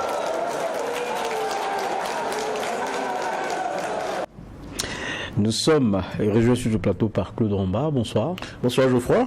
Merci d'être avec nous. Très ravi d'être là. En tout cas, belle chemise pour vous. Merci Claude Romba. Nous sommes aussi avec Seydou Belem. Bonsoir. Oui, bonsoir M. Vara. Je rappelle que vous êtes le président de l'amicale des arbitres du Faso. C'est ça. Vous avez décidé de siffler 10 minutes avant le temps prévu, 10 minutes après le temps prévu. On va en parler tout à l'heure. Pourquoi? Ils sont dans un moment du même peut-être, je sais pas. On va en parler tout à l'heure. Et on a vu le match tout à l'heure, c'est celui d'hier, AS Sonabel, voilà, AS Douane. On a vu comment ça s'est terminé. Bagarre. Bon, dit d'abord entre les joueurs, après on parle d'arbitrage, mais c'est pas des scènes intéressantes à voir. Non, je pense que ça n'honore pas le football burkinabé. D'ailleurs, il faut dire que les deux équipes se sont fendues d'un communiqué, chacun de son côté, en tout cas pour que ce soit l'AS Douane ou que ce soit donc l'AS Sonabel, chacun a condamné avec la plus grande fermeté ce qui s'est passé donc au niveau donc du stade Youssoufou Joseph Konombo, parce que tous sont unanimes que c'est pas des choses qui doivent se répéter dans notre face au foot. Voilà, je pense qu'il faut faire place au jeu.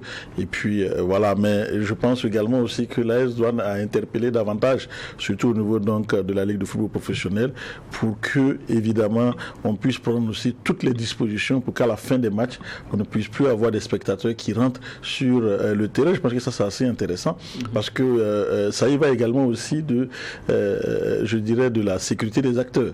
Voilà, parce que c'est des scènes qui sont devenues, comme ils l'ont dit dans leur communiqué, qui sont devenues quasi quotidiennes. C'est devenu pratiquement banal de voir évidemment que dès que le match finit, avant même que les arbitres ne regagnent les vestiaires, que la pelouse soit envahie déjà par les supporters, tout ça. Je pense que c'est des dispositions qu'il faut prendre pour évidemment canaliser tout ça, parce que si aujourd'hui on n'arrive plus normalement après le match, les équipes doivent pouvoir rentrer dans les vestiaires, et puis s'ils doivent ressortir, qu'ils ressortent. Je pense que c'est les dispositions comme ça. Voilà. Mais ici, on a laissé, et que ça commence à devenir une habitude. Peut-être qu'il faut revenir, remettre ça à l'endroit. Donc la Ligue est interpellée. Après la fin du match, toutes les équipes et tous les acteurs doivent rentrer. Et après, s'ils veulent ressortir, ils ressortent. Et pour éviter en tout cas tout ce qu'il y a comme désagrément, je pense que c'est assez intéressant et qu'il faut peut-être prendre ça avec beaucoup plus de sérieux pour ne pas permettre de voir ce genre de spectacle. C'est vrai également aussi que ce soit au niveau de l'AS Sonabel ou que ce soit au niveau donc de l'AS Douane, on a pointé du doigt également aussi au niveau de l'arbitrage qui en tout cas on ne le pointe pas comme ça du doigt, mais on doit demander d'être plus professionnel. C'est pourquoi d'ailleurs l'AS Douane dans son communiqué interpelle la Fédération burkinabé de football à véritablement respecter ses engagements vis-à-vis donc des abus comme la MAF le dit, justement, pour des questions de formation et également d'équipement. Est-ce que vous trouvez que c'est normal les formations et les équipements par exemple? Oui, merci beaucoup. Je voudrais d'abord dire que j'ai suivi le match. C'était vendredi. J'ai eu la chance de suivre tout le match. Je voudrais dire que ce qui s'est passé, en tout cas en fin du match, est regrettable. Parce que d'abord, il faut rappeler que le football, c'est un jeu d'abord. Donc, qu'il y ait un perdant ou un gagnant, il faut que les gens acceptent le résultat du terrain. Alors, je voulais également dire que moi, j'ai suivi le match. En tant qu'arbitre, honnêtement, il n'y a pas une décision sur le terrain qui mérite un tel comportement à la fin du match. Du reste, même s'il y avait cela, moi je pense qu'il y a des voies de recours. Si nous avons suivi, après c'est d'abord les joueurs qui se frappaient, après c'est devenu un tohu-bohu entre des supporters. Bon, on a vu quelques personnes qui ont insulté les arbitres quand ils entraient, mais je ne pense pas réellement que c'est l'arbitrage qui est au-delà de ça. Il est vrai qu'on a des problèmes d'équipement, on a des problèmes liés à la formation. C'est pour ça qu'on observe les 10 000 de l'État. Comme vous l'avez dit, peut-être qu'on va en arriver. Mais si nous-mêmes, en tant qu'arbitre, on ne dit pas, il ne faut pas que les gens peut-être se cachent derrière nous communiquer là pour dire que c'est ça qui est à la base des difficultés que nous avons dans le championnat. Ça, il faut dire mais justement, Claude, tout à l'heure, il ressortait un élément qui est pour moi aussi important. Est-ce que ça ne vous expose pas outre mesure lorsqu'on voit une fin de match où des supporters peuvent encore descendre sur le terrain comme ça expose, même l'arbitre aussi. C'est très clair, hein? Tous les acteurs, parce que normalement, quand vous prenez les stades ici, vous avez Konombo, à partir des grilles, là, tous ceux qui sont à l'intérieur, à la mer courante, personne ne doit avoir accès. C'est pour dire que ça nous interpelle toutes les questions de sécurité, parce que c'est des éléments importants dans le déroulement des matchs. Normalement, si l'arbitre apprécie que la disposition sécuritaire ne permet pas que les matchs soient en sécurité, c'est un motif valable pour que le match même ne se joue pas. Tout à fait. Donc, on va encore interpeller les responsables, la Ligue de football professionnel, pour qu'ils puissent les garder. C'est parce que c'est la première division qu'on a la chance que ce soit au stade ici où Konombo. Il y a des matchs de D qui se jouent, ça n'a pas en haut. Et là-bas, c'est des vigiles. Hein. À Ouagadougou, c'est des vigiles. On dit maintenant qu'à cause de la question de sécurité que nous comprenons tous, vous les trouvez sur un terrain, vous voyez qu'il y a 2 vigiles. Il vous dit même avant le début du match de bien positionner vos motos, parce qu'à un moment donné, s'il y a des difficultés, chacun va se chercher. C'est pour vous expliquer dans quelle ambiance les arbitres, quand on est en train de dire de devenir plus professionnels, c'est débrouillé tant bien que de mal pour... C'est sérieux, c'est pas de la blague. Oui, c'est sérieux. Par exemple, en Ligue 2, à Ouagadougou, c'est depuis 2-3 ans actuellement. Lui, il peut confirmer parce que par le moment, il est commissaire. Ce sont des vigiles qui arrivent en nombre vraiment réduit. Bon, on tente de comprendre. Sinon, c'est des motifs valables pour un arbitre de dire qu'il ne va pas siffler. Donc, c'est des efforts qui sont faits par des arbitres. Je pense qu'il faut que les gens les connaissent.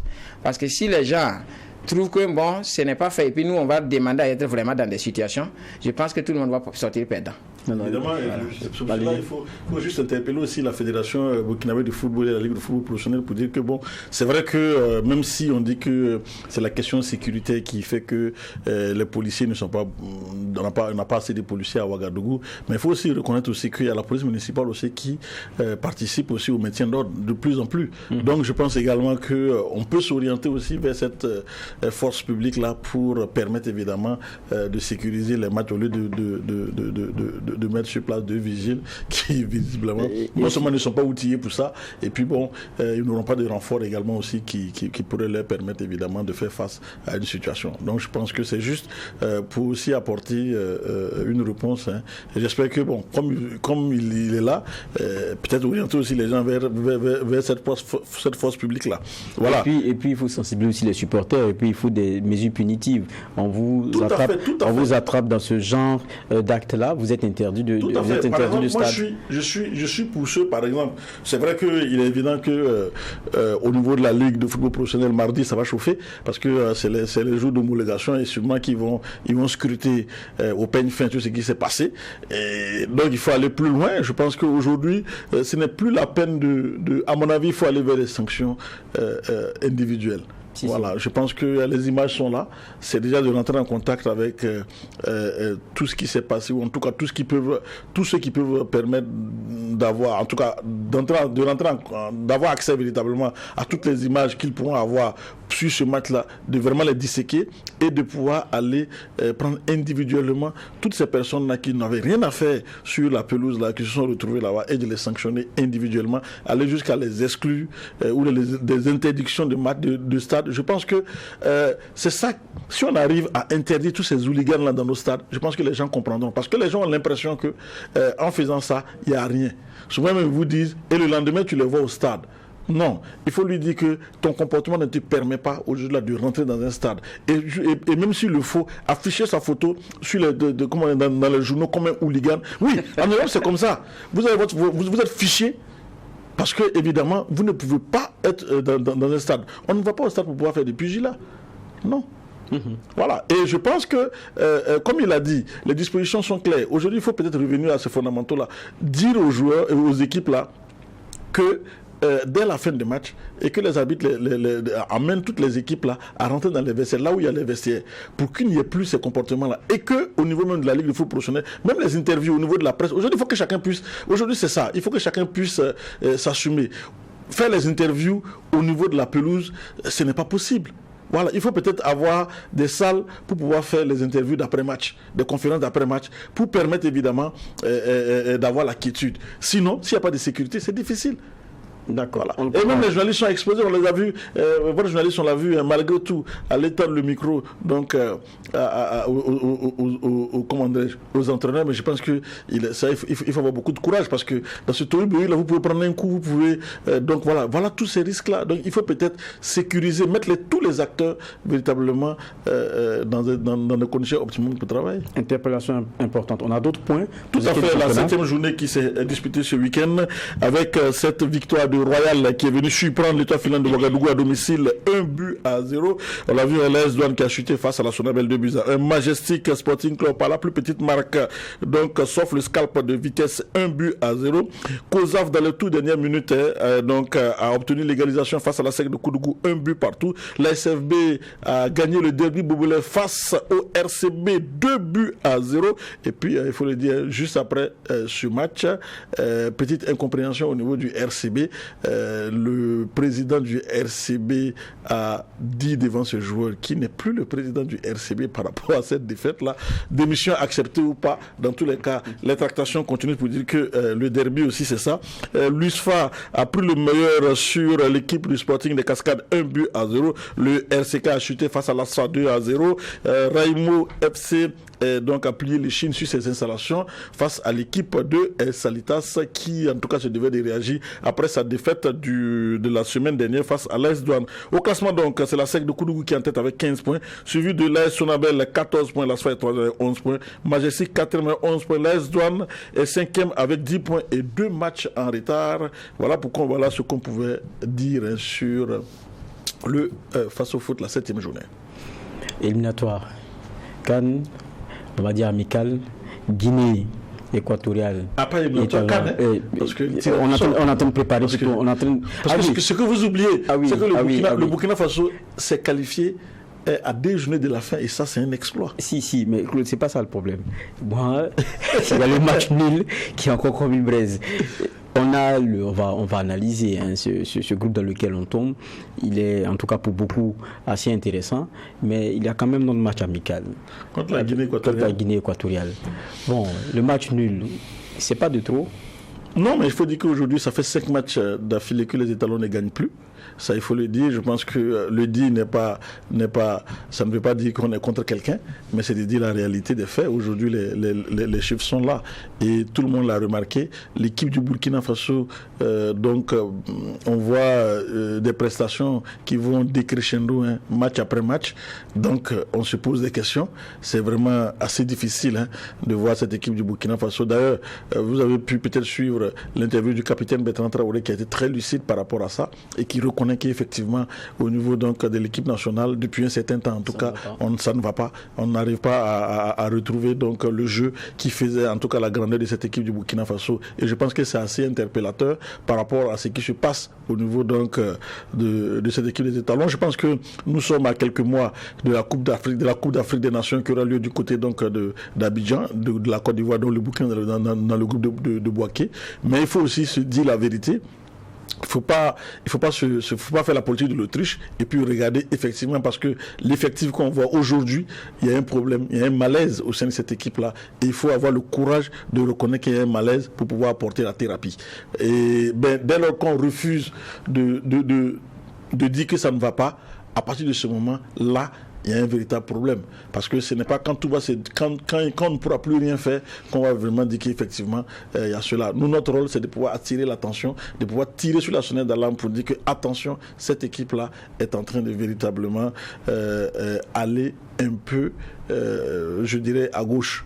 Donc il faut peut-être ramener l'équipe sur la voie, voilà, non seulement au niveau des prestations, mais également aussi au niveau donc de l'état d'esprit des joueurs. On ne voit pas une équipe où il y a un état d'esprit qui permet évidemment d'aller gagner, qui permet évidemment d'aller chercher une Coupe d'Afrique des Nations. Alors que l'objectif aujourd'hui, tous les Burkinabés l'attendent, cette Coupe d'Afrique des Nations, parce que, et légitimement d'ailleurs, parce que les Burkinabés ont été évidemment mis devant le fait accompli par rapport donc à la CAN passée, arrivé 4e, et tout le monde est unanime avec la Fédération burkinabé de football que l'entraîneur n'était pas ambitieux. Voilà, donc si l'entraîneur n'est pas ambitieux, il est arrivé 4e, donc on allait prendre un nouvel entraîneur, c'est que l'ambition doit être plus que ça. Donc aujourd'hui, dire qu'on va aller à la CAN pour viser autre chose que la coupe, je pense que là, ce n'est pas de l'ambition. Et parlons de la poule. Elle est jouable. Aujourd'hui, quand vous regardez la poule du Burkina Faso, évidemment, ce n'est pas un saut dans l'inconnu. Voilà, les étalons connaissent toutes les équipes de la poule, pour avoir joué contre l'Algérie, pour avoir joué contre la Mauritanie, pour avoir joué contre l'Angola. Donc, c'est pas un saut dans l'inconnu. On sait là où on va. On se rappelle qu'en 2019, on n'est pas allé à la CAN parce que dans la poule, il y avait l'Angola et la Mauritanie. Ce sont deux qui se sont qualifiés. Voilà, ça veut tout dire. Donc, l'Algérie, on a vu cette équipe d'Algérie, qu'on disait une mastodonte d'Afrique. On a vu le Burkina faire trembler cette équipe-là du côté de Blida, avec ce deux buts partout. Voilà, donc ça veut dire que où les Algériens étaient remontés par rapport à la prestation de leur équipe, ils ne peuvent pas comprendre qu'une équipe comme du Burkina Faso puisse produire un tel jeu. Et qu'aujourd'hui, voilà, on peut dire que, pour moi, personnellement, quand je regarde, normalement, je dis bien normalement, sorti du premier tour. C'est un cataclysme. Non, le Burkina doit sortir du premier tour. Pourquoi ? Il y a beaucoup d'aléas qui font qu'aujourd'hui, le Burkina doit pouvoir sortir du premier tour. Le minimum, c'était ça. Parce qu'il y a le jeu de meilleur troisième. Bon, passer le premier tour. Donc voilà, passer le premier tour. Se qualifier pour passer le premier tour. Il y a le jeu des meilleurs troisièmes. Si. À partir du jeu des meilleurs troisièmes, avec 3 points, si vous faites bien, même avec 3 points, vous pouvez vous qualifier. 4 points, c'est sûr que vous allez vous qualifier. Ça veut dire qu'être éliminé. Alors que quand on regarde la poule du Burkina Faso, je pense que prendre au minimum 4 points, ce n'est pas impossible par rapport donc à la poule que nous avons. Maintenant, comme j'ai dit, le vrai adversaire du Burkina Faso, ce sont les étalons. On l'aura compris. Et le Vélud. Parce que, vous savez, la CAN aussi, c'est un autre niveau. Ça se joue sur le terrain, mais ça se joue aussi tactiquement. Il y a ce qu'on appelle le duel des entraîneurs. Le duel tactique. Voilà, comme un jeu d'échecs. Et à ce niveau-là, ça, c'est la bataille des entraîneurs. Et je pense qu'à partir d'un certain moment, on rentre dans la bataille des entraîneurs. Parce que ça devient la bataille tactique. Quelle réponse apporter ? Et là, j'ai l'impression que vous ne sentez pas trop Vélud. Et à ce niveau, je pense qu'on est désavantageux. D'accord. Parce que Vélud n'a jamais, pour moi, pour ce que je regarde, pour tous les matchs, aujourd'hui, quand il dit que l'équipe, ça va bien, on joue bien, on a très bien joué, et tout ça, tu te poses des questions, on a très bien joué dans quel compartiment ? À quel niveau ? Est-ce qu'il arrive à lire le jeu ? Donc, c'est un peu ces questions-là qu'on se pose. Mais, comme on dit, on a des joueurs qui sont capables d'un éclair de génie. Tu sais qu'en football, ça peut aller vite. Quand vous avez des joueurs qui, quand même, ont un certain niveau, vous avez Tapsoba, vous avez Bertrand Traoré, vous avez, je dirais, Dango Ouattara, vous avez, je dirais, Cédric Badolo, vous avez des joueurs comme Issa Kaboré. C'est des joueurs, quand ils se retrouvent et qu'ils vraiment ils haussent le niveau de jeu, ils peuvent tirer l'équipe vers le haut. Voilà, on a vu, je le dis tout le temps, on a vu donc avec l'équipe de France en 2006. Zidane l'a dit. Il était arrivé un moment, les cadres de l'équipe l'ont dit, il était arrivé un moment donné, les cadres ont décidé de mettre de côté l'entraîneur et les joueurs se sont parlé pour dire que bon, on a un entraîneur, on sait que sa capacité ne peut pas de jouer. Maintenant, nous sommes des joueurs, nous sommes des cadres, nous jouons pour notre pays. Voilà comment on va jouer. Ils ont décidé de prendre le destin, mais ils sont arrivés en finale. Moi, je dis que c'est possible. Il faut aussi que les joueurs soient à ce niveau-là d'implication et de plus de conscience. Oui, c'est ça, bon, c'est l'état. On va arrêter de se projeter vers l'avant, parce qu'avec les étalons, quelquefois, il faut accepter d'être là et regarder. Parce que tout ça, c'est des petits discours. On va revenir à notre championnat national. Et on a Seydou Belem qui est notre invité, président de l'amicale des artistes, des arbitres. Voilà, du Faso. Aussi, hein. Des arbitres du Faso. Et arbitres du football, artistes du football, les arbitres. Et ce que vous avez décidé, c'est que vous ne donnez plus le top de départ du match à l'heure. Vous observez 10 minutes de retard. Qu'est-ce qui ne va pas? Ok, merci beaucoup. En fait, les 10 minutes là, nous avons l'intitulé avertissement. Parce qu'il faut savoir que les arbitres, ce sont en tout cas des acteurs du premier rôle du football. Alors pourquoi acteurs du premier rôle? Parce que vous prenez le football, il a ce qu'on appelle les composants directs du premier plan. C'est-à-dire c'est ceux-là qui, sans eux, on ne peut pas jouer. En fait, quand on prend le football, sans le footballeur et l'arbitre, on ne peut même pas jouer. Les autres composants sont importants, mais ceux qui sont du premier plan, là, c'est eux-là. Mais également, il y a le coach. Mais ça veut dire sans coach, on peut jouer. Mais sans arbitre, on ne peut pas jouer. Sans footballeur, on ne peut pas jouer. Maintenant, nous avons estimé, après avoir analysé et après avoir discuté avec les fêtiers du football, que notre arbitrage a beaucoup de problèmes et qu'il faut regarder et apporter des solutions. Il faut dire que depuis l'année dernière, quelques solutions ont été apportées. Commençons d'abord par les problèmes. D'accord. Et après, on aura des solutions à apporter. Voilà. Quels sont les problèmes? Le problème est qu'aujourd'hui, nous avons décidé de faire 10 minutes de l'État parce que vous n'êtes pas sans savoir qu'au niveau du football, c'est dynamique. Les lois de gestion dynamiques en fonction de l'évolution du jeu. En fait, il y a une structure qu'on appelle l'IFAB. C'est elle qui a la charge de revoir les lois de jeu par rapport à certaines situations qu'ils ont observées. Et après chaque année, en fonction de l'évolution des lois de jeu, là, la FIFA et puis l'IFAB envoient les modifications au niveau des pays, mais ils ne se contentent pas d'envoyer, parce que pour eux, il y a ce que l'esprit a dit, il y a ce que la lettre a dit, et il y a l'esprit. Ils font l'effort d'envoyer des instructeurs internationaux de la FIFA pour venir former des arbitres. Avant le début de la saison, la FIFA a formé les arbitres ici, ce qu'on appelle un cours MA. Ça veut dire cours pour membres associés de la FIFA. Alors, là-bas, il y a eu 30 arbitres qui ont été formés, mais les autres n'ont pas été formés. L'année dernière, je rappelle que la formation s'est passée pendant la trêve. C'est-à-dire qu'on a commencé les championnats sans avoir la formation jusqu'à la trêve. Mais quand 30 arbitres ont été formés, c'est sûr combien? Au total, au Burkina Faso, nous avons au moins 260 arbitres. Voilà, qui interviennent dans les différents championnats. Donc 30 sur les 260 en gros. Voilà, qui ont été formés. Mais je rappelle que les 260, c'est les 3 divisions, quoi. Ligue 1, Ligue 2, Ligue 3. Donc nous avons estimé que pour être en phase avec nous, pour des gens qui sont des magistrats du football, parce que c'est nous qui devrons en tout cas imprimer, le football est universel, les lois de jeu sont universelles. Si on veut vraiment jouer là, il faut que ce soit en conformité avec les nouvelles dispositions de la FIFA. Donc par exemple, tous ceux qui font la Ligue 1 ne sont pas formés. Il n'y a pas que les 30 là ne peuvent pas faire la Ligue 1. Donc il y a d'autres personnes qui sont là-bas. Parce que moi je suis en Ligue 1 par exemple, même si je ne suis pas actuellement parce que je suis blessé, moi je n'ai pas réussi la formation avec d'autres arbitres, avec d'autres qui ont réussi la formation. Donc nous avons estimé qu'il faut trouver des moyens pour former, pour que tout le monde ait la même compréhension de la loi. Alors bon, on a écrit, jusqu'à aujourd'hui, on n'a pas été formé. La Ligue 2 a commencé, on a écrit pour dire, bon, avant au moins qu'on commence la Ligue 2, il faut former ceux qui n'avaient pas réussi la formation là, et ceux de la Ligue 2. Jusqu'à ce que je vous parle, on n'a pas été formé, on ne sait pas quel jour on sera formé. Mais c'est la FIFA et l'IFAB qui envoient les instructeurs? Non, il y a des instructeurs. Moi, je suis un instructeur, par exemple. Je suis un instructeur physique de la FIFA. Mais quand c'est comme ça, la FIFA a d'autres instructeurs là-bas qu'ils amènent pour former. Mais il y a des instructeurs locaux qui sont chargés de former parce que tout le monde n'est pas arbitre FIFA. Arbitre FIFA, par exemple, c'est la nomination. Donc quand on vient, on prend les arbitres. En fait, cours MA, là, c'est pour les arbitres FIFA, mais on permet d'associer certaines personnes pour pouvoir compléter. Mais le reste là, les instructeurs locaux, par exemple, les instructeurs locaux qui sont restés là, et ils peuvent les former. Donc, il n'y a pas quelqu'un qui doit quitter ailleurs pour venir. Ce sont des instructeurs qui sont ici, techniques et physiques, qui doivent s'associer pour les former. Mais ça demande un minimum de coûts. Il faut pouvoir déplacer les gens à Ouagadougou ou à Bobo-Dioulasso. Ils doivent faire quand même 72 heures pour pouvoir être formés. Donc, en réalité, le premier problème, c'est ça. Deuxième problème, les instructeurs que je vous dis. Par exemple, quand vous prenez le football, il y a les coachs, il y a les entraîneurs qui sont payés naturellement parce qu'il y a quelqu'un qui est leur employeur.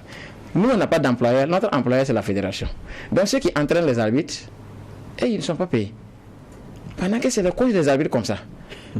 Donc, comment vous voulez avoir des résultats si ceux-là qui doivent entraîner les arbitres pour qu'ils soient performants là ne soient pas payés? Imaginez, par exemple, aujourd'hui, nous avons un arbitre qui est retenu pour la CAN. Tout à fait. Mais c'est les gens qui les entraînent aussi. C'est les gens qui l'aident à ce qu'ils soient entraînés. En plus de ça, ils s'entraînent dans le noir. Imaginez quelqu'un qui peut être sélectionné pour la Coupe d'Afrique, il s'entraîne dans le noir au stade municipal ici de Konombo. Imaginez s'ils étaient dans les conditions, parce qu'il y a certains exercices qu'on ne peut pas faire dans le noir. Imaginez s'il était dans des conditions et il était bien formé. Nous, on était convaincus qu'il va aller à la Coupe du Monde. Ce n'est vraiment pas tard, mais nous estimons qu'il faut réellement qu'il y ait un minimum pour les arbitres. Je vous ai dit tantôt 260. Quand on prend le nombre là, même si on va prendre en termes d'équipe, c'est combien? C'est plus d'une dizaine d'équipes. Donc, il faut réellement un minimum de moyens. On prend les arbitres internationaux. Les arbitres internationaux, celui qui est allé à la CAN là, il est d'un certain niveau, donc il a reçu la formation à la VAR à partir de certaines formations qu'il a fait à l'extérieur.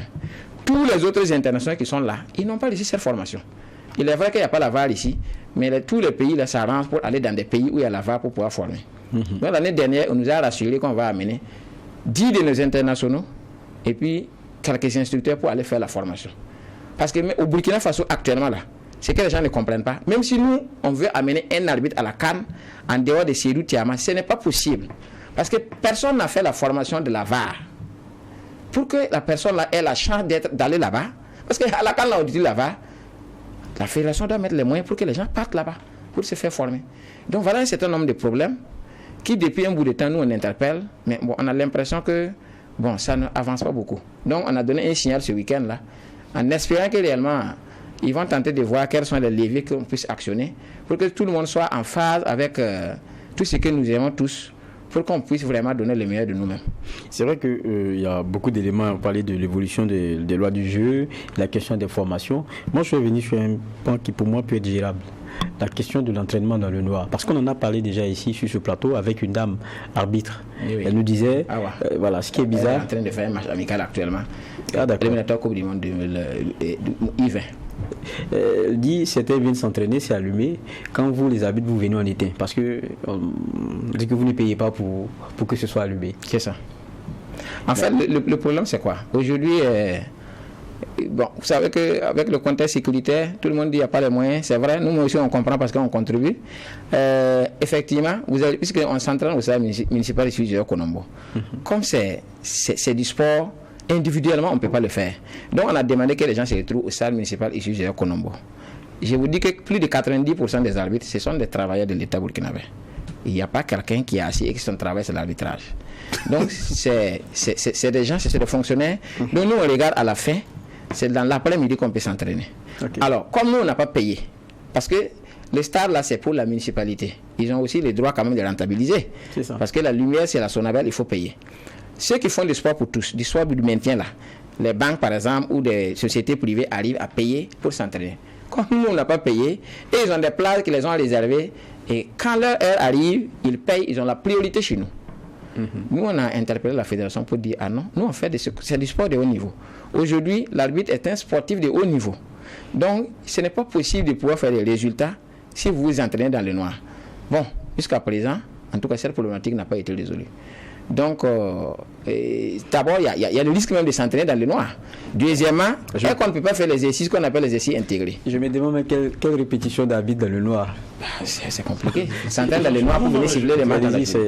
Non, mais quand il égrène ces problèmes-là, je pense que ça fait quand même un peu froid dans le dos. Ça veut dire qu'aujourd'hui, quand on voit les arbitres sur les terrains avec une forme physique optimum, avec évidemment tout ce qu'ils peuvent faire, on peut dire que waouh, vraiment, ils font vraiment des miracles.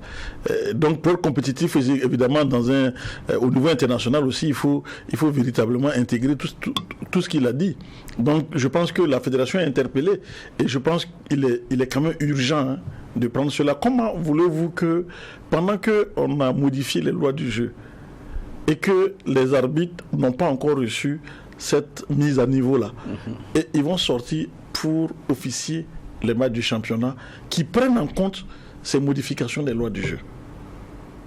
C'est ça, c'est toute l'incongruité de la situation. Je pense aujourd'hui que c'est vrai, on est dans un contexte assez difficile, mais au niveau de la fédération, ça, pour chercher des financements par rapport à ça, la fédération a un mécanisme de financement. Voilà. Ils ont des projets au niveau de la FIFA. Ils ont également aussi les matchs amicaux internationaux qui permettent évidemment d'avoir de l'argent. Ils ont les revenus des CAN. Sur la question des formations, qu'est-ce que la fédération vous répond? Pourquoi est-ce qu'il y a blocage? C'est l'argent qui manque, c'est quoi? Qu'est-ce qu'ils vous répondent? Alors, premièrement, puisque depuis le mois, j'ai tantôt dit ici que l'année dernière, c'est à la trêve qu'on a été formé. Tout à fait. Nous avons interpellé en son temps pour dire que ce n'est pas normal. Parce que réellement, si c'est nous qui devrons, c'est les arbitres. Parce que le problème, c'est que les gens ne comprennent pas c'est quoi.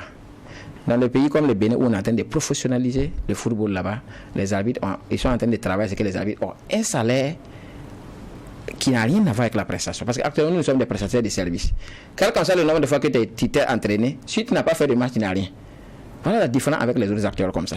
Donc, au niveau de la formation, nous avons dit, l'année passée, ce qui s'est passé là, faisons en sorte pour que ça ne soit pas ainsi. Pour qu'avant que les gens ne puissent commencer la formation, commencer à siffler dans les championnats, il faut que nous-mêmes, on soit en phase avec les nouvelles modifications des lois de jeu. Mais c'est nous-mêmes, arbitres, qui savons. Il ne faut pas que les autres acteurs se profitent pour dire que c'est ça. Parce que c'est nous qui savons réellement où il y a eu modification. Okay. Mais quand on a écrit, bon, à un moment donné, on nous a fait croire que non, il n'y a pas de problème. Mais jusque-là, les championnats ont commencé. Bon, nous, on a écrit. On ne nous a pas répondu. On ne nous a pas répondu. On nous a pas répondu. Donc voilà pourquoi nous, bon, on a trouvé que peut-être il faut trouver un autre mécanisme pour qu'on puisse nous entendre mieux. Oui, mais 10 minutes, c'était cette semaine. Ah oui? 10 minutes que vous avez. Et c'est un avertissement. Hein? Et ça, c'est un avertissement. En tout cas, nous, qu'est-ce qu'il risque d'avoir? Nous, en tout cas, bon, je ne sais pas, hein, mais c'est sûr qu'on ne va pas s'arrêter là si on n'a pas trouvé de solution aux problèmes que nous avons. Mais est-ce parce qu'on n'a pas fait ça réellement pour de gaieté de cœur. Parce que nous-mêmes, en tant qu'arbitres, je pense que, parce que nous sommes des arbitres. J'ai dit tantôt que nous sommes les magistrats du football. Nous avons, par exemple, comme code pénal, les lois du jeu. C'est pas normal que nous, on puisse appliquer le football qui n'est pas en conformité avec ce qui a été changé. Si quelque chose a été changé là-bas, il faut que tout le monde ait la même lecture et la même compréhension. Ça, on comprend. Voilà. Les matchs ont commencé avec 10 minutes de retard. Je pense que le message, ils doivent l'avoir entendu. Est-ce qu'ils vous ont appelé? Oui, ils nous ont appelé. Bon, en tout cas, dans la semaine qui va commencer demain, on va aller échanger pour voir ce qui est faisable. Donc il y a de l'espoir. Ah bon, naturellement. D'accord. On a l'espoir qu'on va trouver un terrain d'entente. Donc on vous rappelle à la table des négociations, je pense que ça c'est déjà de bon augure pour évidemment qu'on ne puisse plus assister à des matchs avec au moins 10 minutes de retard. Je pense que c'est assez... Et quoique aussi, c'est quand même dommage que, comme il dit le magistrat, celui qui est l'arbitre, se plaigne de ce que les textes à lui-même ne les connaissent plus. Donc ça commence à devenir compliqué pour les matchs que vous administrez. C'est-à-dire que les supporters même qui vous regardent vont dire mais attention. Donc ça veut dire que ces gars-là, c'est avec les anciens textes qui sont en train de siffler au stade. Ça risque de terminer comme on l'a vu tout à l'heure. Bon, on peut regarder ça ainsi, mais je voulais encore dire que ce qui s'est passé tout à l'heure là, sur les images, là, n'a rien à voir avec l'arbitrage. Parce qu'en réalité, les modifications, c'est quoi? C'est quelques éléments sur lesquels on modifie. Hein. Ce n'est pas tous les tests qui sont modifiés. Mais nous-mêmes, pour être honnêtes avec nos propres principes, il faut quand même que les gens soient formés. Parce que le problème, c'est quoi? L'arbitre, aujourd'hui, l'arbitre là, c'est lui qui permet le football de développer. Et nous, on chante ça tous les jours. Il faut que les gens puissent comprendre ça. Parce que si l'arbitrage de chez vous n'est pas en conformité avec ce qui se passe ailleurs, vous allez avoir deux problèmes. Premier problème, le talent là. les enfants qui ont le talent, ils ne vont pas pouvoir éclore. Parce que si le petit est technique, il y a des fautes chez lui, il a besoin que justice soit rendue. Si l'arbitre même ne sait pas pour détecter vraiment les fautes, pour siffler, il ne va plus prendre de risques. Parce que le talent, c'est quelque chose qui est ancré en soi-même. Il a besoin seulement qu'on puisse rendre justice. Donc, il faut que les arbitres soient au niveau pour pouvoir appliquer ça. Deuxième problème, lorsque les arbitres n'appliquent plus ce qui est édicté là, quand vos équipes vont aller ailleurs, ils vont avoir des problèmes. Parce qu'ils vont aller siffler des choses, ils vont aller faire des choses qui sont peut-être tolérées chez vous, qu'ailleurs les gens ne vont pas tolérer. Je n'ai pas dit que c'est ce qui se passe pour le moment, mais nous on interpelle pour que les gens puissent comprendre. En fait, quand les gens regardent l'arbitrage comme ça, il y a assez d'implications dedans. C'est comme aujourd'hui, on ne peut pas comprendre, par exemple, une équipe nationale voyage, il n'y a même pas d'ancien arbitre qui accompagne. Nous, on n'a même pas évoqué ces questions-là. Mais même quand on dit, quand les équipes là viennent même pour faire une réclamation, nous, l'arbitre là, nous, on sait que ça ne va pas marcher. Parce que la façon d'écrire déjà là ne respecte aucun texte. Tout à fait. L'écriture là déjà, tu écris. Moi je suis arbitre, je suis assis, je regarde. Même si moi j'ai fait une faute, la façon dont toi tu es en train de transcrire là, je sais que ça ne va pas passer. Parce que ça suit une procédure. Jusqu'au niveau des étalons, ça veut dire que l'arbitre a sa place. Mais tout le monde peut avoir la place. Mais chez nous, on ne comprend pas que tout le monde soit là-bas. Mais nous, on n'a pas quelqu'un là-bas par exemple. C'est pas normal. Non, pour appuyer ce qu'il dit, je me rappelle la CAN 2013 avec le carton rouge de Pitrapa. On a vu à l'époque au niveau donc de l'Afrique du Sud, il y avait un représentant de la CCA qui était là-bas. Tous ont été mis en branle, tous les anciens, tous les arbitres qui étaient là-bas ont été mis en branle pour pouvoir trouver la réponse après. Donc après le carton rouge de Pitrapa a été levé. Donc c'est pour dire qu'effectivement il y a un rôle vraiment à jouer qu'il faut prendre en compte. Voilà, donc voilà. Mais est-ce que, peut-être ma dernière question, est-ce qu'aujourd'hui on peut dire qu'il n'y a pas de fumée sans feu par rapport à toutes ces récriminations aussi contre l'arbitrage, par rapport à tout ce qu'on a comme l'arbitrage aujourd'hui, toutes les équipes se plaignent, est-ce que quelque part aussi il n'y a pas une part de vérité? Non, il faut d'abord savoir que depuis ces dernières années, la plupart de nos coachs là, ils ont une phrase fétiche. Moi je n'ai pas l'habitude de critiquer les arbitres, mais cette fois-ci, si vous voulez regarder, c'est les mêmes qui disent ça. Alors, il n'y a aucun arbitre, malgré la VAR là, qui peut siffler un match et à la fin, il n'y a pas de petits problèmes. Mais nous-mêmes, arbitres, on sait. Il y a eu des moments où il y a des problèmes, mais les gens ne savent pas. Mais le plus souvent, les critiques qui sont portées sur les arbitres là, ce n'est pas ça qui a fait que l'équipe a perdu le match. L'année dernière, par exemple, tous les champions qu'on a analysés là, il n'y a pas eu 2 matchs même où c'est l'arbitre qui est responsable que l'équipe ait perdu le match. Bon, ça peut être un autre débat aussi, mais on va rester sur on va dire ces insatisfactions-là qui sont celles des arbitres, et comme vous dites qu'il y a des discussions en semaine, on va donc sur cela en espérant que des justes milieux seront trouvés. C'est ça. En tout cas, merci à vous, Seydou Belem, d'être passé sur ce plateau. Je rappelle que vous êtes le président de l'amicale des artistes du Faso. Des arbitres. Ah, quel problème j'ai avec cette affaire. J'espère que vous n'avez pas un album à sortir bientôt. Ah, donc des arbitres du Faso. Merci aussi à vous, Claude Romba, d'être passé. C'est la fin de ce JDS journal dimanche soir que j'ai pris plaisir à partager avec vous. On se donne rendez-vous donc dimanche prochain en espérant donc se retrouver en parfaite santé. Donc d'ici là, portons-nous bien.